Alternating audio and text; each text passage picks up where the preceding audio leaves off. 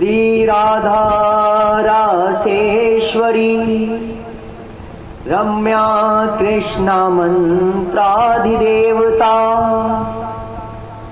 सर्वद्या सर्ववन्द्या च वृंदावन विहारिणी वृंदाराध्या रमाशेषा गोपी मंडल पूजिता सत्या सत्य परा सत्य भामा श्री कृष्ण बल्लवा वृषभानु सुता गोपी मूल प्रकृतिरीश्वरी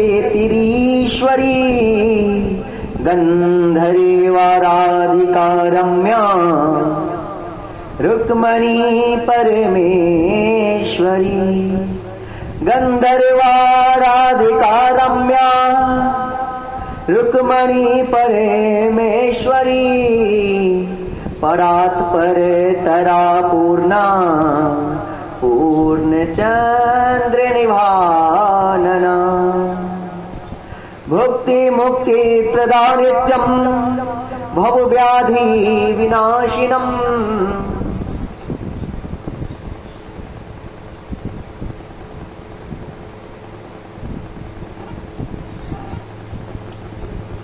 गुरु चरणन का ध्यान धर करूं मैं गुरु यश गान गुरु आशीष ही लेखनी गुरु कृपा ही ज्ञान नहीं बुद्धि नहीं विद्या नहीं विवेक नहीं ज्ञान वर्णौ सतगुरु विमल यश भवसागर जलयान दीजे निज चरण की प्रीति पवित्र अनन्य प्रभु सुखित सेवा मिले सुचि जीवन हो ये धन सुचि जीवन हो ये धन्य हृदय निर्मल होए मेरा मेरे रोम रोम रम जाए नाम रस मीठा तेरा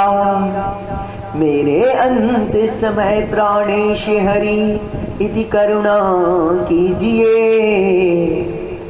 मेरे अंत समय प्राणेश हरि इति करुणा कीजिए रहूं युगल वर्णाम वास चरणन में दीजिए श्री वृंदावन नवल नागिरी नटवर नागर नंद नंदन श्री वृंदावन नवल नागिरी नटवर नागर नंद नंदन प्राणेश्वरी प्राणेश तुम्हें है सदा हमारा अभिनंदन रासेश्वरी रस रंगिनी रासेश्वरी रस रंगिनी रसिक शिरोमणि नव रस राज अल्लाह देनी सच्चिदानंद सुन लो पुकारे प्राणों की आज जयति श्याम घन रसिक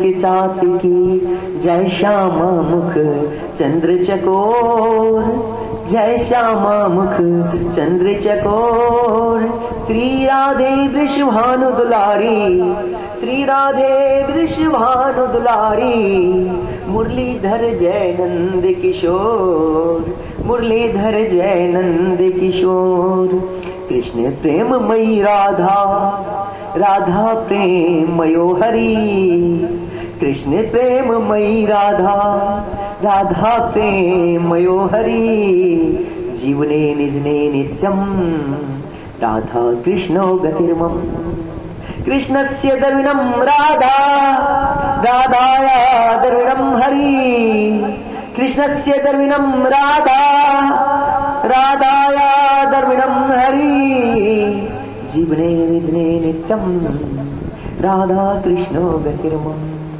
राधा कृष्णो गतिर्मम नीलांबर धरा राधा पीतांबर धरो हरि नीलांबर धरा राधा पीतांबर धरो हरि जीवने निधने नित्य नित्यम राधा कृष्णो गतिर्मम, राधा कृष्णो गतिर्मम।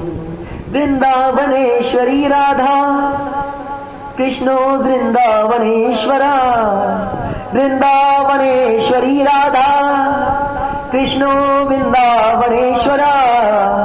जीवने निधने नित्यम राधा कृष्णो गतिर्मम, जीवने निधने नित्यम राधा कृष्णो गतिर्मम। ये वृंदावन धाम जो है साक्षात हमारे श्री जी और हमारे श्री प्यारे कृष्ण कन्हैया का ही रूप है। दोनों मिलकर के ही ये वृंदावन धाम, दोनों का ही रूप जब एक साथ समागम हुआ है तो ये वृंदावन धाम प्रकट हुआ है। वृंदावन धाम जो है कोई आम भूमि नहीं है, ये साक्षात हमारे श्री जी राधा रानी और हमारे श्री कृष्ण कन्हैया का ही रूप है। वृंदावन धाम में प्रवेश तभी मिलेगा जब श्री राधा रानी चाहेंगे। बिना राधा रानी के तो माता लक्ष्मी भी नहीं प्रवेश कर सकती है। आज भी माता लक्ष्मी वृंदावन धाम आने के लिए, रास में प्रवेश, निकुंज में प्रवेश होने के लिए आज भी तपस्या कर रहे हैं। भगवान कृष्ण तो एक पल के लिए, एक समय के लिए आपको आज्ञा भी दे दे कि आ जाओ, लेकिन जब तक हमारी राधा रानी नहीं स्वीकार करेंगे तब तक हमारा कुछ होने वाला नहीं। तो वृंदावन धाम में आकर के वृंदावन का महिमा नहीं हुआ तो क्या हुआ। आज हम श्रीमद् भागवत के द्वितीय दिवस में प्रवेश कर रहे हैं, जिसमें प्रथम स्कंद श्रीमद् भागवत महापुराण का प्रथम स्कंद जो है अधिकारी कहलाता है। कल हमने देखा महात्म क्या होता है, श्रीमद् भागवत का महिमा क्या है। कल हमने श्रीमद् भागवत का महिमा सुना, बहुत सुंदर आनंद आया। आज हम प्रथम द्वितीय और देखते हैं हरी इच्छा राधा रानी का इच्छा जहां तक हो सके। बोलिए यमुना महारानी की जय, श्री राधा रानी की जय, वृषभानु दुलारी की जय, श्री वृंदावन धाम की जय, श्री कृष्ण कन्हैया लाल की जय, श्री वृंदावन धाम की जय। तो प्रथम स्कंद को अधिकारी कहते हैं। अधिकारी का देखिए इसमें बताया गया है कि अधिकार किसका है भागवत का। कल तो हमने सुना कि भूत प्रेत भी आ जाए, बुरे आचरण करके अत्याचार दुराचार करने के बाद यदि प्रेत योनि में भी जाता है तो वो भी एक बार श्रीमद् भागवत का था श्रवण कर ले तो उसकी भी मुक्ति हो जाती है। लेकिन उसमें भी भगवान ने अधिकार बनाया है जो कि प्रथम स्कंद में है, उसको हम अधिकार कहते हैं। इसमें सबसे ज्यादा अधिकार हम समझेंगे तो हमें लगता है कि राजा परीक्षित महाराज का ही सबसे ज्यादा अधिकार था, क्योंकि उन्होंने श्री शुकदेव जी के मुख से कथा पान किया था। बड़ा आनंद का विषय है। भगवान श्री राधा कृष्ण को प्रणाम करके प्रथम स्कंद में प्रवेश करते हैं। जैनमाद्यस्य यतोऽन्वयादितरतश् चार्थेष्वभिज्ञा स्वराट तेने ब्रह्म हृदय आदिकवये मुह्यन्ति यत् सूरयः तेजो वारी मृदां यथा विनिमयो यत्र त्रिशर्गो मृषा दम्ना स्वेन सदा निरस्तकुहकं सत्यं परम धीमहि। देखिए प्रथम स्कंद के प्रथम श्लोक में ही कहा गया है सत्यम परम धीमहि। सत्यम परम, जब धीमहि का बात शब्द कान में जाता है तो हमें गायत्री मंत्र याद आ जाता है। गायत्री मंत्र जो है सारे वेदों का सार है, सारे वेदों से लिया गया ये गायत्री मंत्र सार है। जैसे हमारा श्रीमद् भागवत पुराण जो है, श्रीमद् भागवत महापुराण जो है, सारे वेदों का, सारे उपनिषदों का सार है। और ये कलयुग में कली सर्प से बचने का एक ही उपाय श्रीमद् भागवत और दूसरा उपाय नाम संकीर्तन। और श्रीमद् भागवत कथा जो है वो भी एक कीर्तन ही है, उनकी लीला का कीर्तन है। तो कीर्तन करना ही इस संसार में मुक्ति का एक तरीका है। तो नाम कीर्तन कीजिए या उनके लीला का गुणगान कीजिए, उनकी लीला का स्मरण चिंतन कीर्तन कीजिए। इसमें व्यक्त अधिकारी जो थे कीर्तन लीला कीर्तन सुनने का राजा परीक्षित और लीला कीर्तन करने का श्री सुखदेव जी महाराज।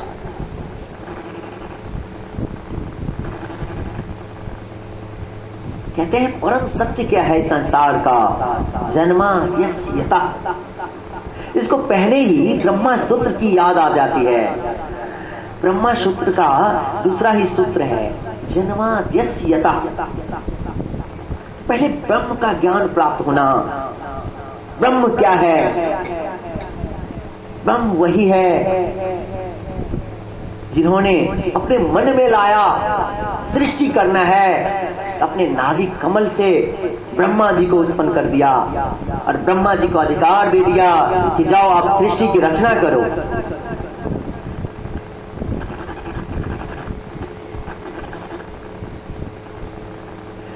तो ये जगत की उत्पत्ति, जगत की स्थिति और जगत का जो लय होता है वो कहां से होता है, किससे होता है? तो ब्रह्म से होता है। वो ब्रह्म कौन है? वो ब्रह्म जो है साक्षात हमारे कृष्ण कन्हैया हैं।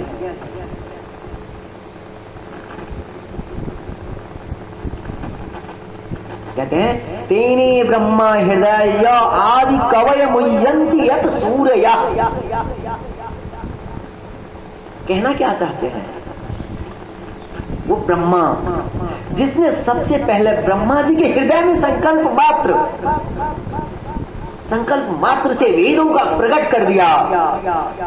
वो ऐसा सत्य है जिसकी सत्यता के कारण सारा विस्तृत सारा जगत जो है असत्य होते हुए भी सत्य दिखाई देता है। वो कौन है और कैसे?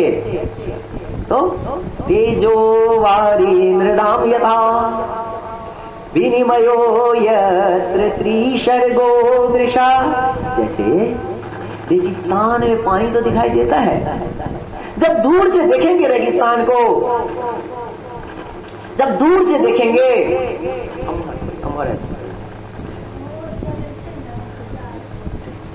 जब दूर से हम रेगिस्तान में देखते हैं तो क्या देखते हैं? सूरज की किरण जो है उस बालुओं पे चमकता है तो हमें दूर से क्या लगता है कि देखो पानी है, लेकिन जब हम नजदीक जाते हैं तो पानी दिखता है, वो पानी नहीं दिखता है। तो दूर से हमें क्या लगा? असत्य चीज है ना। उस असत्य चीज को हमने क्या किया? तो सत्य मान लिया। नहीं पानी है, रेगिस्तान में तो पानी चाहिए, हमें पानी चाहिए। तो पानी की लालसा में हम दौड़ गए रेगिस्तान में कि भाई पानी है, लेकिन है क्या? वो पानी नहीं है। वो छोटे छोटे जो चमक आता है ना, सूरज की किरण पड़ता है और उस चमक में जो हम देखते हैं पानी की तरह दिखता है, लेकिन असत्य होते हुए भी सत्य है।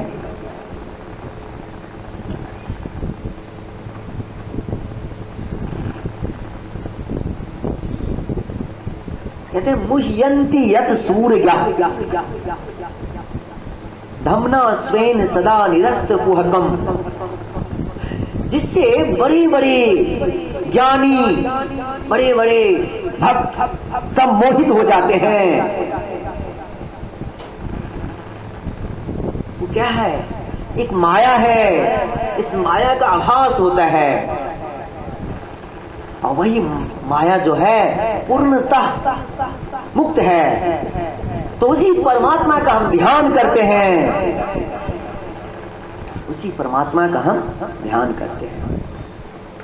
धर्मा प्रोजिते कैतवोत्र परमो निर्मत श्राणाम सताम वेद्यम वास्तवमत्र वस्तु शिवदम तापत्रयोन्मूलेनम। श्रीमदे भागवते महामुनि कीर्ते किम वा पारैरीश्वरा सद्यो हृद्वरुध्येतित्राकृतिभिः शुश्रूषुभिस्तच्छना। देखिए श्रीमद् भागवत में कर्म कांड, उपासना कांड, ज्ञान कांड सभी की विशेषता बताई गई है। इसमें धर्म बताया गया है कि धर्मः प्रोजित कैतवोत्र परमः, जिसकी विशेषता क्या है कि उसमें जरा भी छल कपट नहीं है। हमारे श्रीमद् भागवत महापुराण के धर्म में वो जो धर्म बताते हैं उसमें थोड़ा नाम मात्र भी छल कपट नहीं है। जो भागवत धर्म से, श्रीमद् भागवत महापुराण से जो धर्म और भक्ति प्रकट होता है वही परम धर्म है, बाकी कुछ नहीं है। ये परम धर्म श्रीमद् भागवत महापुराण के श्रवण से जो हमें आभास होता है वही परम धर्म है। और ये किसके लिए है? बात आती है कि ये आखिर किसके लिए है? अधिकारी, सच्चा अधिकारी कौन है?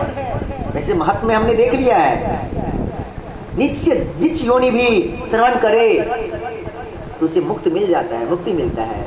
लेकिन उसके बाद भी हमारे व्यासदेव जी ने अधिकारी बना दिया है।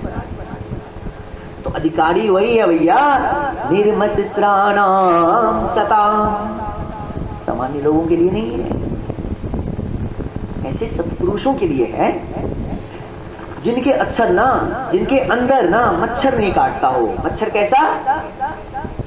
मच्छर दो तरह के होते हैं। एक मच्छर होता है जो कि आम जीवन में, सांसारिक जीवनों में आकर के चुप से काटता है, हम उसको या तो चमाट मारते हैं, चमाट मार के मसल देते हैं, ये तो हो गया संसारिक ऊपरी दुनिया में। और एक मत्सर होता है, उसको मत्सर कहा जाता है। वो मत्सर क्या है? तो सुनने में मच्छर मत्सर एक ही होता है, एक ही जैसा लगता है। वो जो मत्सर है, अंदर की जो मत्सर है ना, वो अंदर में काटता है कि भैया हमारे बगल वाले को गाड़ी मिल गया, हमारे बगल वाले को 2 महला घर बन गया, हमारे बगल शर्मा जी के बेटे को डॉक्टर बन गया, हमारा बेटा कुछ नहीं कर रहा है। अरे वो मिश्रा जी का बेटा जो है साइंटिस्ट बन गया, हमारा बेटा तो अभी तक 5वीं में ही पढ़ रहा है। तो भैया ये मत्सर जिसके अंदर है वो भागवत के अधिकारी नहीं है, निकाल फेंको उसे। निर्मत श्राणाम सताम, भागवत के अधिकारी वही हैं जिनके अंदर का मच्छर जो है, जिनके अंदर का जो मत्सर है ना, वो दूर रहे। यदि शर्मा जी का बेटा डॉक्टर बन गया है तो अपने कर्मों से डॉक्टर बना है, अपने मेहनत से डॉक्टर बना है, इसलिए मुझे जलन करने की जरूरत नहीं है। ऐसे निर्मत्सराणाम, ऐसे ही निर्मत्सराणाम सताम के लिए, ऐसे ही निर्मत्सर लोगों के लिए श्रीमद् भागवत है।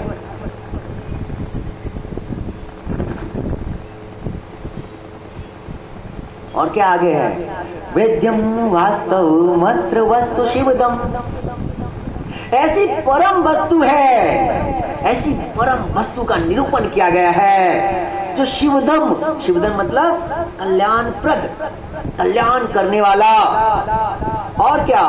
तापत्रयोन्मूलेनम, अरे भैया तापत्रय, तीनों प्रकार का जो ताप होता है ना, उसको जड़ से मिटा देने वाला, जड़ से मिटा देते हैं,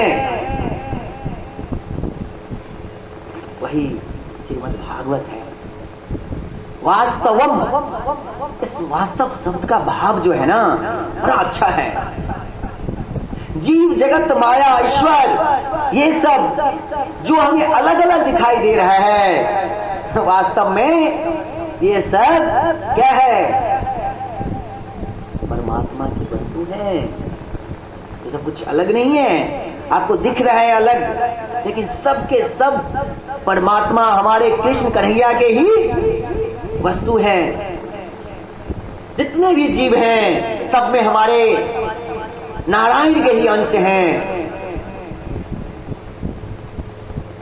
ताहत से अपनी अंदर की मत्सरता को शांत करके रखिए और यही सोचिए वो भी, सामने वाला भी, जो भी जीव है, जो भी प्राणी है, हमारे नारायण का ही अंश है। नारायण ही तो है। किसी से झगड़ने से पहले, किसी से लड़ने से पहले एक पल के लिए ये सोचिए, अरे वो भी तो भगवान का ही अंश है।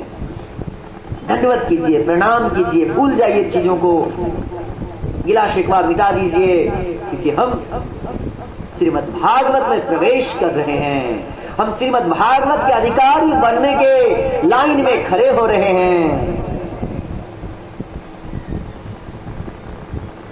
और क्या है आगे? श्रीमद् भागवते महामुनि कृते। श्रीमद् भागवत जो है महामुनि भगवान श्री कृष्ण के ही अंश वेद व्यास जी के द्वारा लिखा गया है। और भगवान साक्षात भगवान के परम भक्त, परम अधिकारी श्री शुकदेव जी व्यास के मुख से निकला है ये भागवत।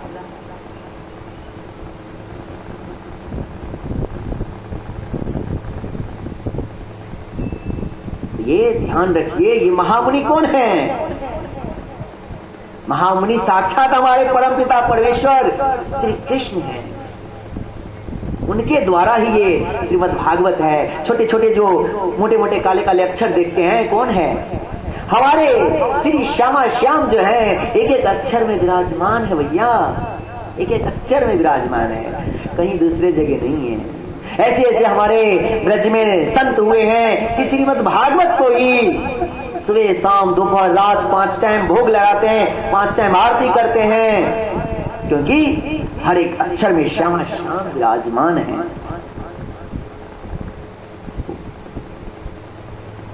तो देखिए, कृष्णं नारायणं वंदे, कृष्णं वंदे ब्रजप्रियं, कृष्णं द्वैपायनं वंदे, कृष्णं वंदे पृथासुतम्। कृष्ण ही नारायण है, कृष्ण ही एक भगवान है। इस संसार में देवी देवता जो है, आप 33 करोड़ देवी देवताओं का आपको ज्ञान होगा, लेकिन भगवान सिर्फ एक हमारे कृष्ण हैं। कृष्ण ही ब्रज प्रिय हैं, और कृष्ण ही द्वैपायन व्यास हैं, और कृष्ण ही अर्जुन हैं। सबके सब कृष्ण ही कृष्ण हैं, और वो भगवान हमारे श्री ब्रज नंदन कृष्ण हैं। बाकी सब देवता कहलाते हैं। भोलेनाथ भी देवों के देव महादेव कहलाते हैं, लेकिन भगवान सिर्फ हमारे कृष्ण कहलाते हैं।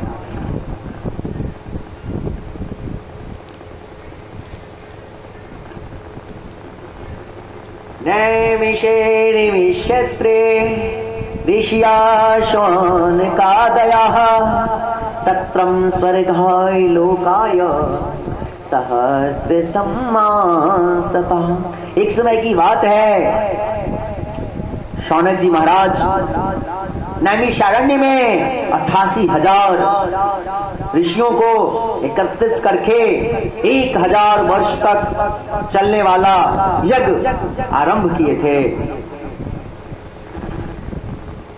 नैमिषारण्य, नैमिषारण्य जो तीर्थों में परम पुनीत है।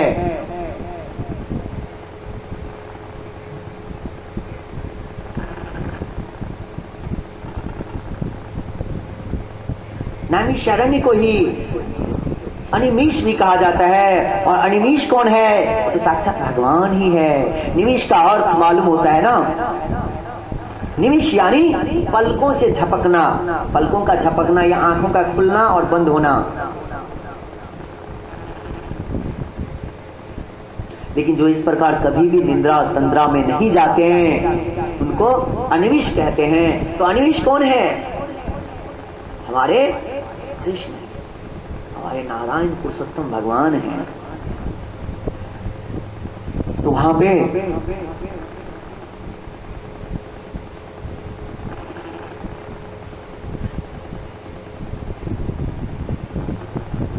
हमने जो श्रीमद् भागवत का महात्म देखा था, पद्म पुराण से लिया गया था। अब यज्ञ जो चल रहा है और यज्ञ में जो समय मिल रहा है बीच बीच में, तो आज शौनक जी महाराज सूत जी से प्रश्न पूछते हैं। प्रश्न क्या पूछते हैं? 6 प्रकार के प्रश्न पूछते हैं। पहला प्रश्न है, पुंसाम एकांतता श्रेयः किम अस्ति? मनुष्य के परम कल्याण का मार्ग कौन सा है?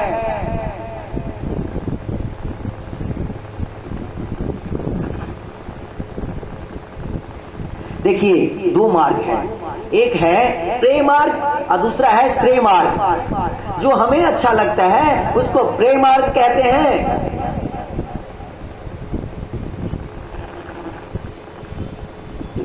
उसे प्रेम मार्ग कहते हैं। और जो हमें अच्छा लगता है और कल्याणकारी भी है, लेकिन इसकी आवश्यकता ही नहीं है,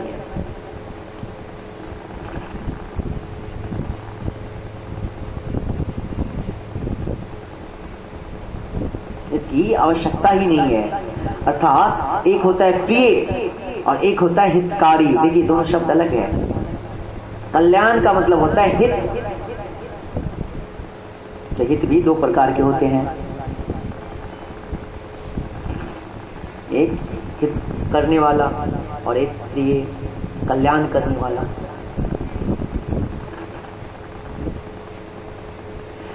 एक हितकारी ऐसा होता है कि समय समय पर किसी समय में आकर के आपको हित कर दे, वो हितकारी है। और एक होता है परम कल्याण, जो आपके सदैव आपके साथ तत्पर रहे, आपके परम कल्याण करने के लिए। तो परम कल्याण करने के लिए एक है हमारे कृष्ण कन्हैया साक्षात नारायण। दूसरा प्रश्न आता है, भगवान के अनेक अवतार हैं। तो ऐसा बताया गया है कि अनेकों अवतारों का क्या प्रयोजन था, थोड़ा सा हमें डिटेल में बताइए। तीसरा प्रश्न,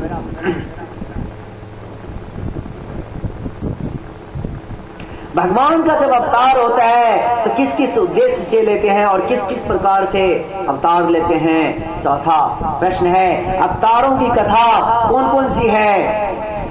5वां प्रश्न है,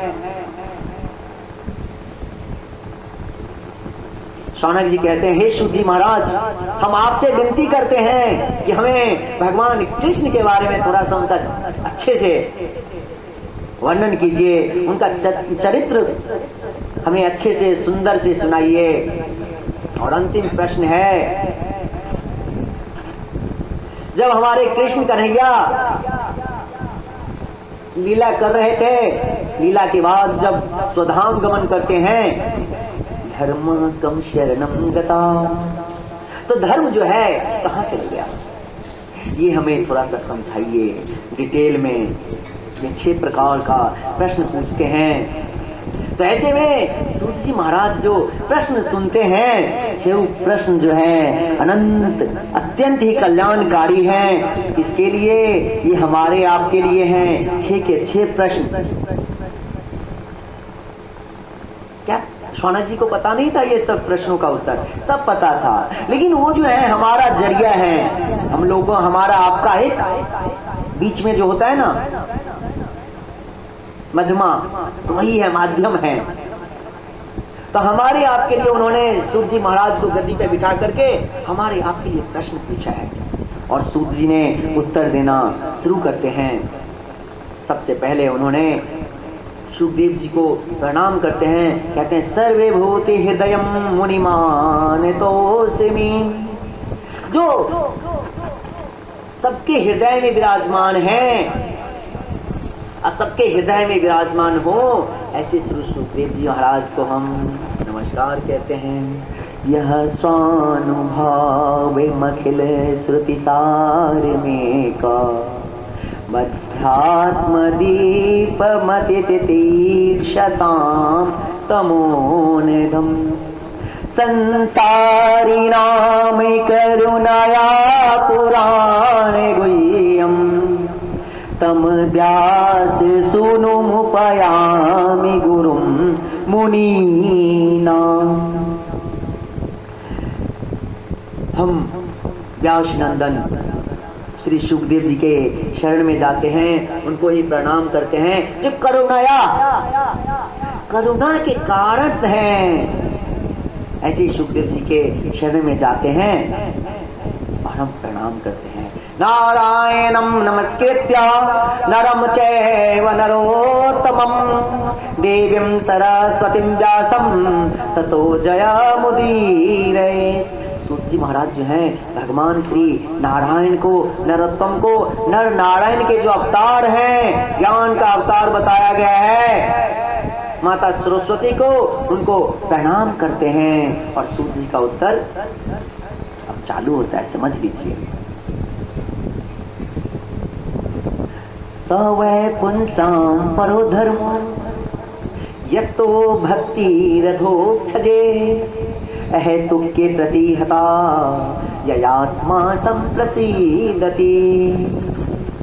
आपने सबसे पहला प्रश्न पूछा है मनुष्यों का परम कल्याणकारी क्या है, परम श्रेय क्या है। तो भगवान के चरणों में दृढ़ प्रेम हो जाए, आपके अंदर संकल्प हो जाए कि भगवान श्री कृष्ण का, नारायण पुरुषोत्तम का ही नाम गुणगान और उनका ही लीला हमें हर समय हमारे मन के अंदर चलता रहे।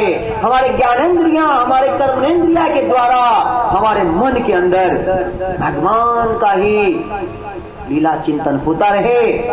यही मनुष्य का परम हितकारी, परम कल्याणकारी है। इसी से हमारा जीवन जो है सफल हो सकता है, बाकी कोई दूसरा रास्ता नहीं है। भगवान से प्रेम कैसा होना चाहिए? हेतु की, बिना किसी हेतु के। ये नहीं कि भैया हम आपको 10 रुपए का प्रसादी चढ़ाएंगे, हमारा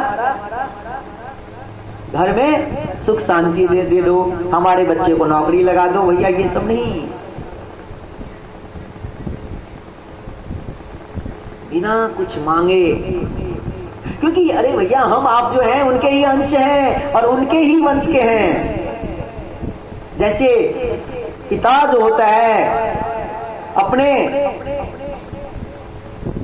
पुत्र को देखता रहता है, उसको क्या चीज की कमी है, क्या चीज की जरूरत है।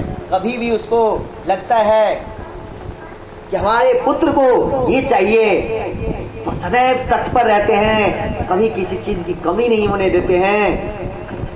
यदि संसारिक पिता अपने पुत्र का इतना कल्याण सोच सकता है, तो क्या परम पिता परमेश्वर जो हैं इस संसारिक लोगों के बारे में नहीं सोच सकते हैं? बिल्कुल सोच सकते हैं। तो उनसे मांगने की जरूरत ही नहीं है कुछ। जब भी, जो भी, जैसा भी सही उचित लगेगा उनको आपके सामने पहुंचा देंगे। आज तक देखा है आपने किसी भी पक्षी को, किसी भी जीव को, किसी भी जंतु को भूखे रहा हुआ? नहीं ना। पक्षी जो आसमानों में उड़ जाता है कैसे? नारायण का ही कृपा है। नारायण ने पहले ही उनको दे रखा है, इस टाइप से, इस तरीके से जाना है, इस तरीके से पंख हिलाना है। ये मांस हड्डियों से बना हुआ शरीर, जब बच्चा जन्म लेता है तो माँ दूध पिलाने लगती है। कहां से दूध आ जाता है? कभी सोचा है आपने? जन्म से पहले तो दूध नहीं होता है, क्योंकि साक्षात हमारे परम हितकारी जो हैं, परम कल्याणकारी जो हैं, भगवान श्री कृष्ण हैं। वासुदेवे भगवती भक्ति योगा प्रयोजिता जनयत्याशु वैराग्यम ज्ञानम च यद हेतुकम। भगवान में शुद्ध प्रेम हो जाए, वास्तविक प्रेम हो जाए, तो ज्ञान वैराग्य जो है अपने आप आ जाएंगे, भक्ति को बढ़ाने लगते हैं, पुष्ट करने लगते हैं।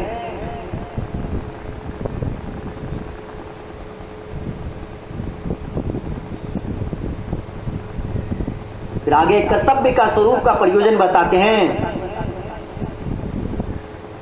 हम लोग तो सब कोई अपना अपना कर्तव्य पालन करते हैं,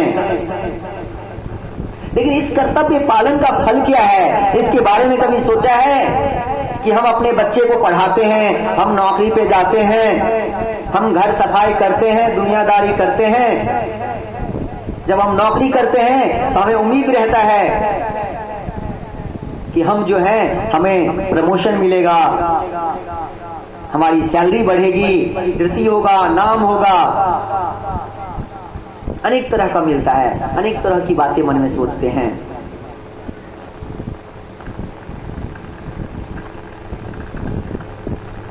लेकिन ये सब कर्मों का, ये सब अपना जो भगवान ने आपको कर्तव्य दे रखा है, ये सब कर्तव्य पालन करते हुए सीधा उठा करके भगवान के शरण में रख देंगे कि भगवान ने हमें ये नौकरी पेशा दे रखा है, इसे शुद्ध मन से, शांति मन से करना है। भगवान ने हमें संतान दे रखा है, इसको सही ज्ञान, सही बुद्धि, भक्ति मार्ग पे लाना, यही हमारा कर्तव्य है। भगवान ने हमें दे रखा है कि अपने परिवार को, माता पिता गुरुजनों की आज्ञा मानना और उनको सही समय पर 2 वक्त का रोटी देना, सुबह शाम रोटी टाइम पर समय पर मिल जाए, ये भगवान ने हमारा कर्तव्य दिया है। और हमारे माता पिता, हमारे गुरुजन जो हैं साक्षात भगवान के ही अंश हैं। यही हमारा प्रथम कर्तव्य है कि हर एक प्रकार को कर्म, हर एक प्रकार के कर्म को उठा करके भगवान के चरणों में रख देना है कि भगवान ने दिया है और खुशी खुशी से उसे स्वीकार करना है। कर्तव्य पालन क्या है दुनिया, सुनिए। धर्माश्वनिष्ठिता पुंसाम विश्वक्सेन कथा सुयः नोत्पाद्यतिम रतिम श्रम एव ही केवलम। देखिए, श्रम एव ही केवलम, यदि आप भगवान के चरणों तक अपने कर्मों को नहीं छोड़ते हैं तो क्या हो जाएगा, सब प्रकार का जो कर्म है विफल हो जाएगा। एक श्रम एव ही केवलम हो जाएगा, यानी कि सिर्फ का सिर्फ आपका परिश्रम रहेगा और वही कर्म, वही जो आप कर रहे हैं वही कर्म आप करते रहिए और भगवान के शरण तक लाके रख दीजिए, तो क्या हो जाएगा, आपको प्रसादी मिलना शुरू हो जाएगा। तब प्रसादी ही प्रसादी मिलेगा, आपका जीवन जो है धन्य धन्य हो जाएगा। हर एक पल आप आनंद की अनुभूति करेंगे।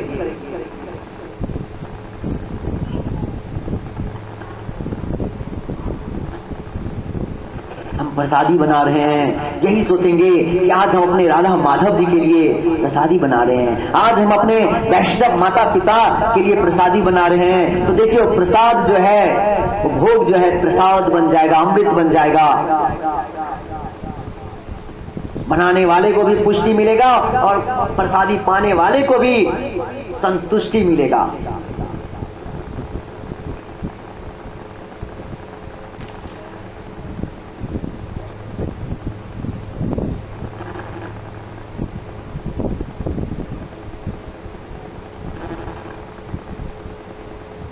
ऐसे हम बहुत सारे काम ऐसे हैं, कर्म हैं कि बेकार का प्रयोजन रहता है, नहीं भी रहता फिर भी हम करते रहते हैं। लेकिन हर प्रकार के कर्म को उठा करके भगवान के शरण में रख देना है कि भैया आपने मुझे दिया है और जो भी मैं कर्म कर रहा हूँ आपके लिए, आपके खुशी के लिए, तो आपको क्या हो जाएगा, सही और गलत का भी ज्ञान हो जाएगा। ये कर्म सही है, ये कर्म सही नहीं है। जो भगवान के हित के लिए कर्म किया जाए, भगवान के खुशी के लिए, भगवान के प्रेम से जुड़ करके कर्म किया जाए, वही कर्म है, बाकी सबके सब कुकर्म है। मैं सिर्फ यही मानता हूं जो भगवान के हित के लिए कर्म किया गया है, भगवान के प्रेम के लिए कर्म किया गया है, वो कर्म है। बाकी सब के सब को कर्म है, बाकी कोई ऐसे कर्मों की जरूरत नहीं है, वो कर्मों की जरूरत नहीं है। इसीलिए जो भी कर्म करें, जैसा भी कर्म करें, झाड़ू मारने का ही कर्म करें, तो यही सोच करके करें कि भगवान का मंदिर है, कि भगवान का साधुओं का आश्रम है,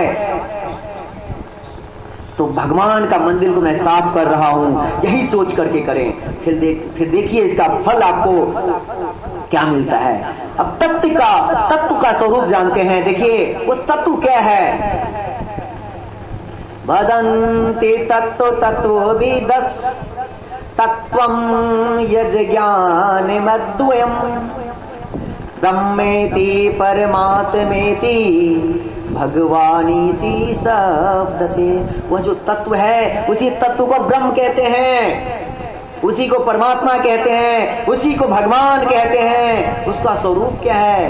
अद्वयम ज्ञानम, जो अद्वितीय चैतन्य है, सच्चिदानंद स्वरूप है, वही तत्व है, वही हमारा भी स्वरूप है।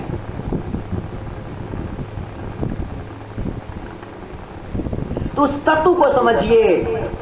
हम आप जो भी कर्म करते हैं उस तत्व को, ब्रह्म को, भगवान कृष्ण को अर्पित करके आप बढ़ेंगे आगे, तो जीवन जो है आपका धन्य धन्य हो जाएगा।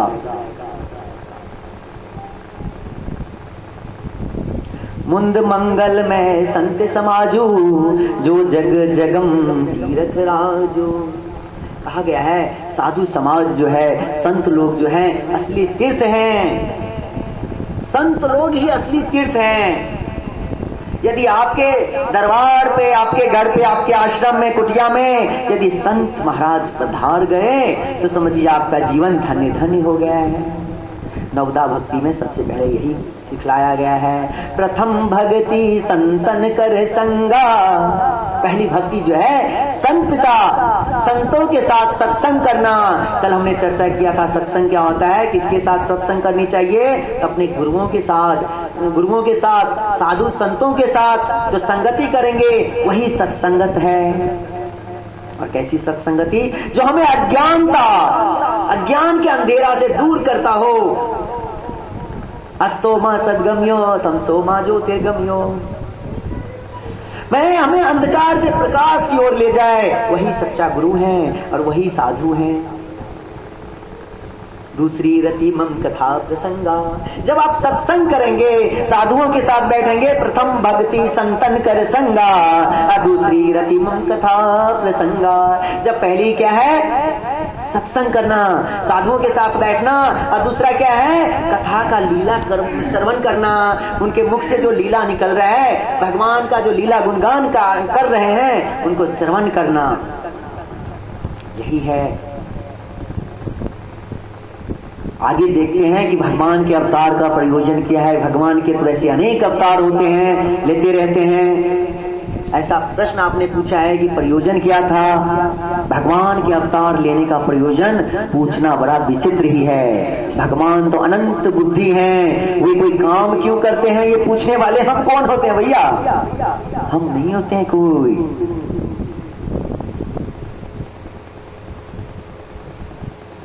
भगवान के कामों में हम नहीं कह सकते भैया इतना क्यों हुआ, इससे ज्यादा क्यों नहीं हुआ, इतना कैसे होगा, इतना क्यों नहीं होगा, ये वो ऐसा वैसा नहीं कर सकते। उनकी मर्जी है, वो अपने देखेंगे।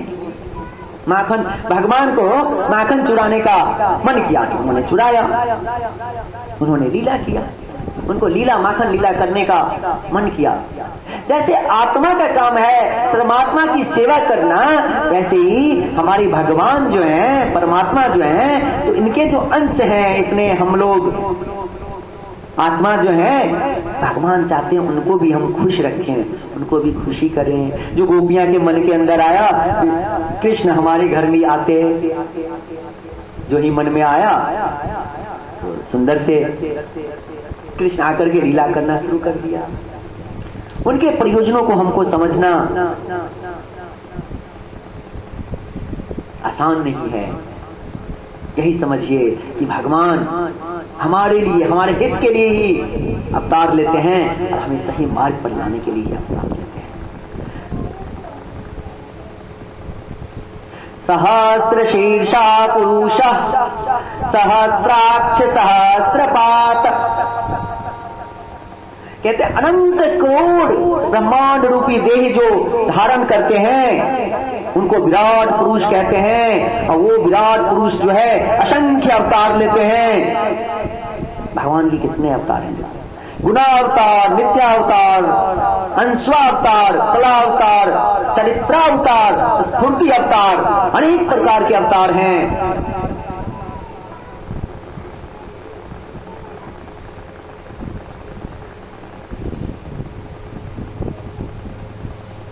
एक नाभि से भगवान नारायण के नाभि से एक कमल निकलता है और उस कमल से ब्रह्मा जी का अवतार होता है। उसके बाद ब्रह्म अवतार होता है, नारद जी का अवतार होता है, वो भी भगवान के ही अवतार हैं। नर नारायण ऋषि का अवतार होता है, नर नारायण भी भगवान हैं। कपिल मुनि, दत्तात्रेय जी यज्ञ भगवान, राजा पृथु, मत्स्य, कच्छप, धन्वंतरी, मोहिनी, नरसिंह, वामन, व्यास भगवान, श्री राम, श्री बलराम जी, ये सब भगवान के ही अवतार हैं। एक कथा में ऐसे ही भगवान के मुख्य अवतारों के बारे में चर्चा कर रहे थे तो एक बच्चे ने पूछा, महाराज जी आपने कृष्ण का नाम नहीं लिया। तो भैया कृष्ण अवतार नहीं है, कृष्ण अवतारी है। कृष्ण जो है अवतारी हैं। कृष्ण से ही इतना अंश आया है, कृष्ण से ही इतने अवतार हुआ है। उनको हम अवतार कैसे मान लें? वो तो हमारे परम पुरुषोत्तम हैं, परम पिता परमेश्वर श्री कृष्ण अवतारी हैं। उनसे ही, उनके ही अंश से असंख्य अवतार होता है। फिर बुद्धा अवतार हुआ और कलयुग के अंत के समय में कल्कि अवतार होगा। अनेक प्रकार के अवतार हैं।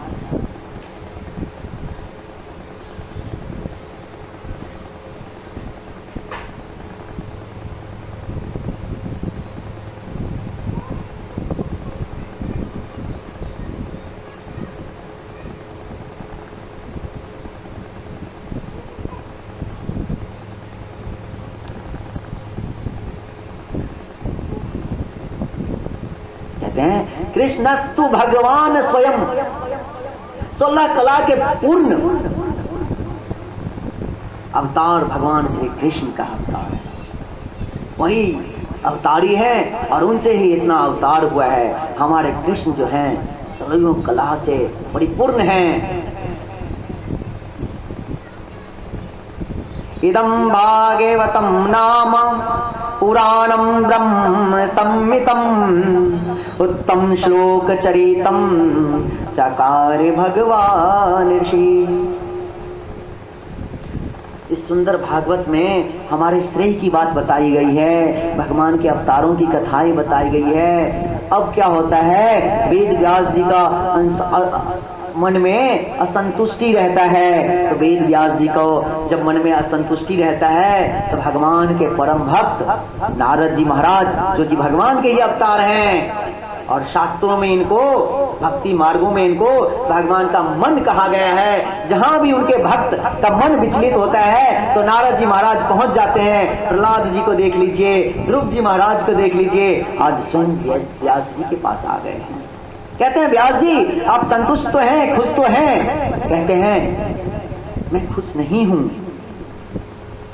व्यास जी महाराज नारद जी को बड़े अच्छे से सत्कार करते हैं, सुंदर से पुष्प अर्पण करते हैं, फिर बैठ जाते हैं। दोनों आपस में बातें करते हैं। मैंने 17 पुराणों की रचना कर दिया, मैंने महाभारत जैसे इतिहास को पढ़ने में लिख दिया कि भविष्य के लोग, आने वाले कलयुग में समय के साथ जो लोग आएंगे वो पढ़ सके, समझ सके, ज्ञान अर्जित कर सके। लेकिन फिर भी मुझे संतुष्टि नहीं है, कुछ तो कमी है।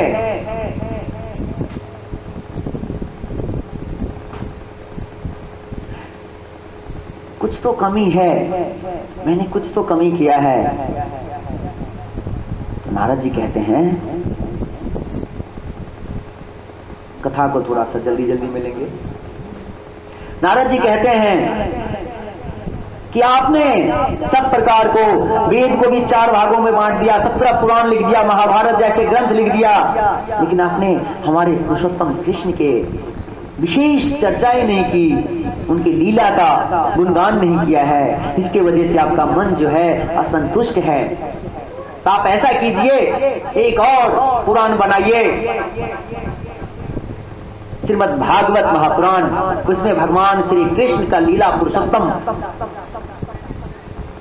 हमारे ब्रजनंदन का अच्छे से गुणगान कीजिए, आपका मन का शांति जरूर मिलेगा।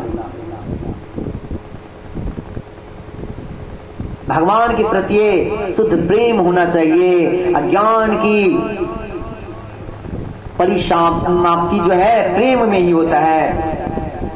इसलिए भगवान का गुणगान कीजिए। देखिए नारद जी, व्यास जी महाराज, देखिए नारद जी कहते हैं कि मैं एक दासी का पुत्र था, मेरे पिता पहले ही गुजर चुके थे।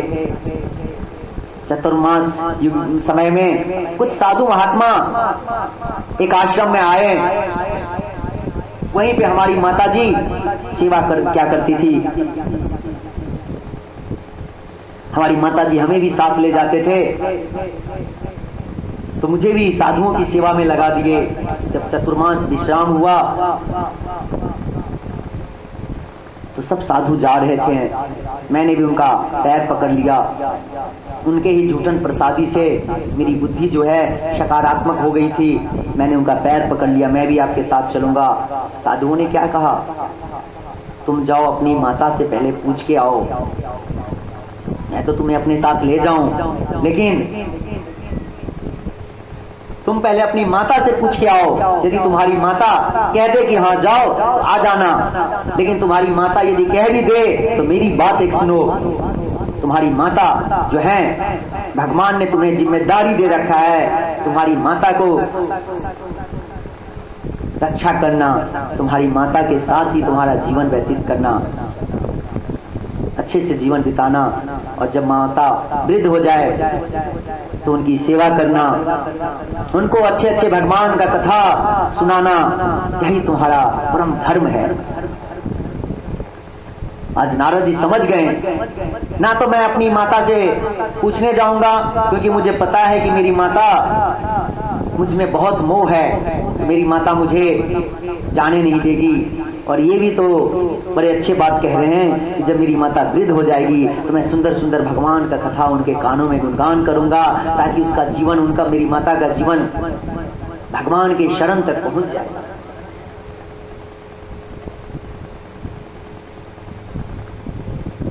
समय के अनुसार नारद जी काल का इंतजार कर ही रहे थे कि उनकी माता को जब अंधेरे में गाय धोने को गई तो किसी सर्प ने डस लिया और उनकी माता का वहीं पे शरीर छूट गया, भगवान के शरण में चली गई। तो नारद जी आज मन तो उदास था, लेकिन दिल बड़ा आनंदित था, गदगद था कि चलो मुझे अब भक्ति मार्ग पे भगवान के शरण में जाना है, भगवान की खोज में लगता हूँ। भगवान की खोज में जाने लगे, और जब भगवान की खोज में आगे बढ़ते हैं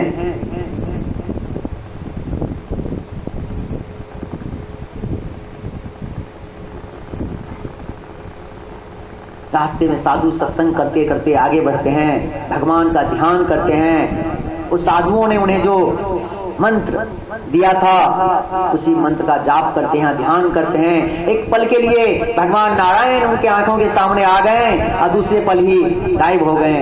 नारद जी छटपटाने लगे, अरे भैया क्यों ऐसा हुआ, कहाँ चले गए हमारे भगवान। आकाशवाणी हुई कि अभी तुम कचरे हो, अभी पूरे परिपूर्ण परिपक्व नहीं हुए हो, इसीलिए मैंने तुम्हें एक छोटा सा अपना अंश रूप दिखाया है। तो कहते भैया क्यों दिखला दिया। नारद जी कहते वो छोटा सा भी अंश क्यों दिखला दिया, अभी तो मैं एकदम से घबराने लगा। तो भगवान फिर से आकाशवाणी करते हैं, मैंने छोटा सा रूप इसको इसलिए दिखलाया तुमको ताकि तुम्हें विश्वास हो इस मंत्र में शक्ति है, पावर है।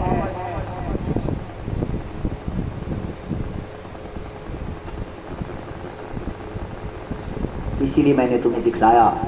फिर से नारद जी भगवान के ध्यान में लग जाते हैं। उसका वही साधुओं का जूठन खा खा करके, उन्हीं साधु के मुख से मंत्र सुन करके, उन्हीं का जाप, उन्हीं का ध्यान, साधु सत्संग कहाँ पहुंचा दिया। देखिए, ये नारायण भगवान कृष्ण का ही कृपा है कि आज मैं नारद बन गया। तो इसीलिए आप भी अपने मन की असंतुष्टि को दूर कीजिए और भगवान के लीला गुणगान कीजिए।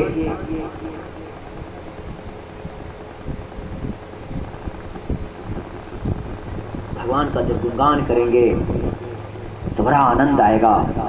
कहते हैं, सूत जी कहते हैं, आत्मा रामाश्च मुनयो निर्ग्रंथा अप्युरु कर्मे कुर्वन्त है तो किम भक्ति मिथ्यामं भूत गुणो हरि। भगवान के गुण ऐसे ही हैं।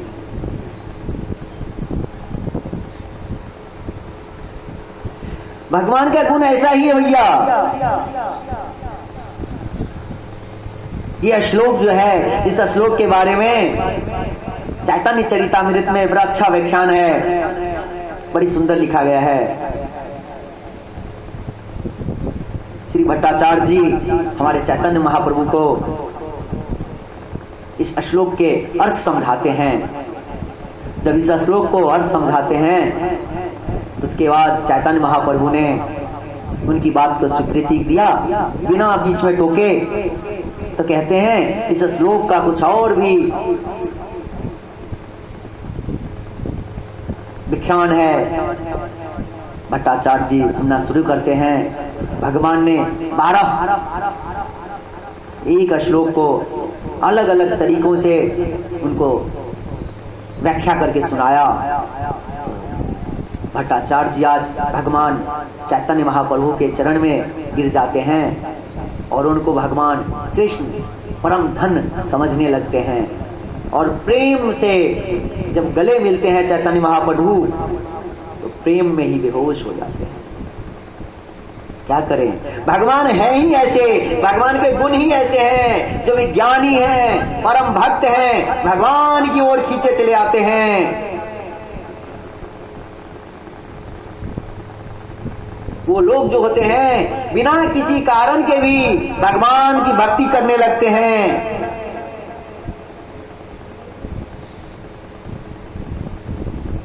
भगवान जो है अपनी ओर खींचने में बड़े माहिर हैं, बड़े तेज हैं। अपनी ओर खींच लेते हैं। एक कदम आगे बढ़ाइए और दूसरा कदम जो है भगवान आपको खींचने के लिए आगे बढ़ाएंगे। दामोदर लीला का जो अभिप्राय है यही है कि 2 उंगली ही रस्सी छोटा होता था। तो भगवान कहना चाहते हैं, एक उंगली आप, एक कदम आप आगे बढ़िए, दूसरा कदम हम आपको आगे बढ़ करके आपके हाथ पकड़ करके खींच लेंगे। तो यही है भगवान का गुण है, खींच लेते हैं अपनी तरफ से। उनका स्वभाव ही ऐसा है।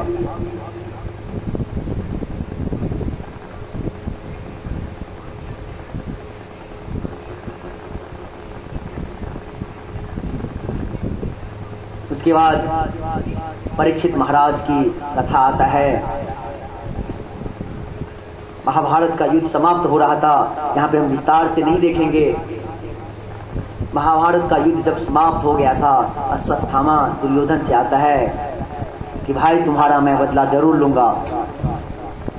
आज अश्वत्थामा जो है मरणासन अवस्था में है। उन्होंने अपने शरीर से निकला हुआ खून अश्वत्थामा के ऊपर टीका कर दिया। अश्वत्थामा का तो वैसे भी बुद्धि बिगड़ गया था और उस खून का टीका लगाने से उसकी बुद्धि और भी खराब हो गया था, और भी बिगड़ गया था। आज अश्वत्थामा 5 पांडवों को मारने के लिए आता है, लेकिन गलती से 5 पांडव के पुत्र को मार करके सिर काट करके चला जाता है दुर्योधन को दिखलाने।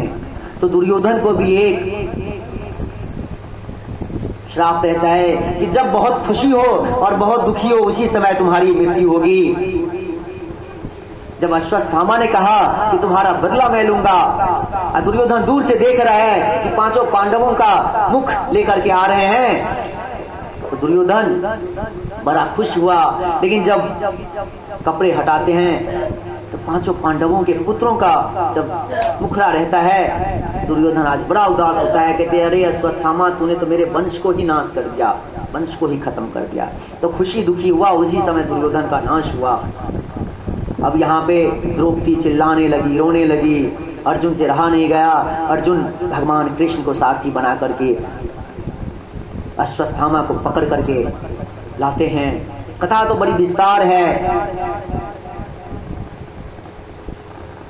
और उसके बाद अश्वत्थामा को जब द्रौपदी के पास लाया जाता है, भीम कहता है मारो इसे, अर्जुन कहता है मारो इसे, लेकिन युधिष्ठिर रोकता है और द्रौपदी भी रोकती है। कहती है ये तो आपका गुरु पुत्र है, जैसे मैं अपने बालक के लिए तड़प रही हूँ, उसी प्रकार आपकी गुरु माता भी अपने पुत्र के लिए तड़पेंगे, इसे छोड़ दीजिए। कृष्ण सब कुछ सोचते देखते रहते हैं, सुनते रहते हैं सबकी बातों में, लेकिन अर्जुन जो है भगवान कृष्ण के मुख से गीता का गान सुना हुआ है, उसे सत्य और गलत क्या है सब पता रहता है। ब्राह्मण कितना भी पतित क्यों ना हो जाए,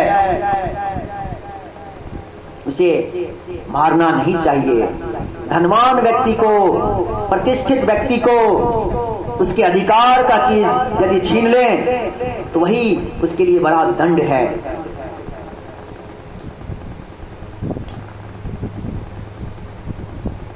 अश्वत्थामा को उसके मणि छीन करके उसको भेज दिया जाता है। अश्वत्थामा चला जाता है। अब समय आता है कि भगवान कृष्ण भी अपने द्वारकाधीश जाएं, तो रथ पे पैर रखने ही वाले रहते हैं कि उधर से देखते हैं एक स्त्री जो है दौड़ी दौड़ी हाय कृष्ण पाही पाही महायोगिन करते हुए चिल्लाती हुई आ रही है। भगवान कृष्ण कहते हैं कौन है ये, देखो जरा। जब नजदीक आते हैं तो देखती अरे ये तो मेरे भांजा अभिमन्यु की पत्नी है जो गर्भवती है। गर्भवती होने के वजह से पुत्रा को रोक दिया गया सती होने से, आज इसके गर्भ में पुत्र है। लेकिन ये चिल्ला क्यों रही है? देखिए उत्तरा ने बड़ा कमाल की काम किया। वो अपने ससुरों के पास नहीं, अपने सासों के पास नहीं, किसी के पास नहीं गई, किसी का नाम नहीं पुकारा। साक्षात परमपिता परमेश्वर पाही पाही महायोगिन श्री कृष्ण का ही नाम पुकारती है, मेरी रक्षा नहीं। और देखिए उत्तरा ने और क्या चालाकी किया, उन्होंने अपनी रक्षा नहीं मांगा कि मेरी रक्षा कीजिए, बिल्कुल नहीं कहा। उन्होंने कहा ये गर्भ में जो पल रहा है बालक, उस बालक की रक्षा कीजिए। भगवान एक क्षण में ही गर्भ में अंगूठे समान बनकर के गर्भ में प्रवेश हो गए। और गर्भ में प्रवेश होते ही अश्वत्थामा के द्वारा छोड़ा गया था ब्रह्मास्त्र, उसको रोक लिए।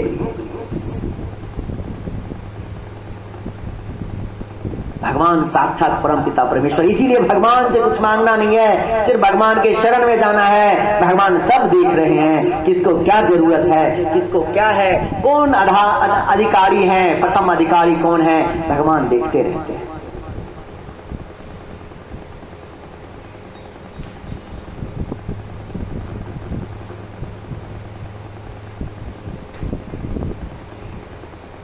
आज गर्भ की रक्षा करते हैं, कुछ समय के बाद सुंदर पुत्र उत्पन्न होता है। उसका नाम रहता है पहले विष्णुराज। और विष्णुराज जो हैं परीक्षित महाराज जन्म लेते हैं। युधिष्ठिर महाराज ब्राह्मणों को बुलाते हैं, भगवान कृष्ण को संदेशा भेजते हैं, भगवान कृष्ण भी खुशी से आते हैं। तो विष्णुराज जिसके भी गोदी जाते हैं सबका मुख को निरीक्षण करते हैं। आखिर कौन हो सुंदर, जब मैं गर्भ में था तो सुंदर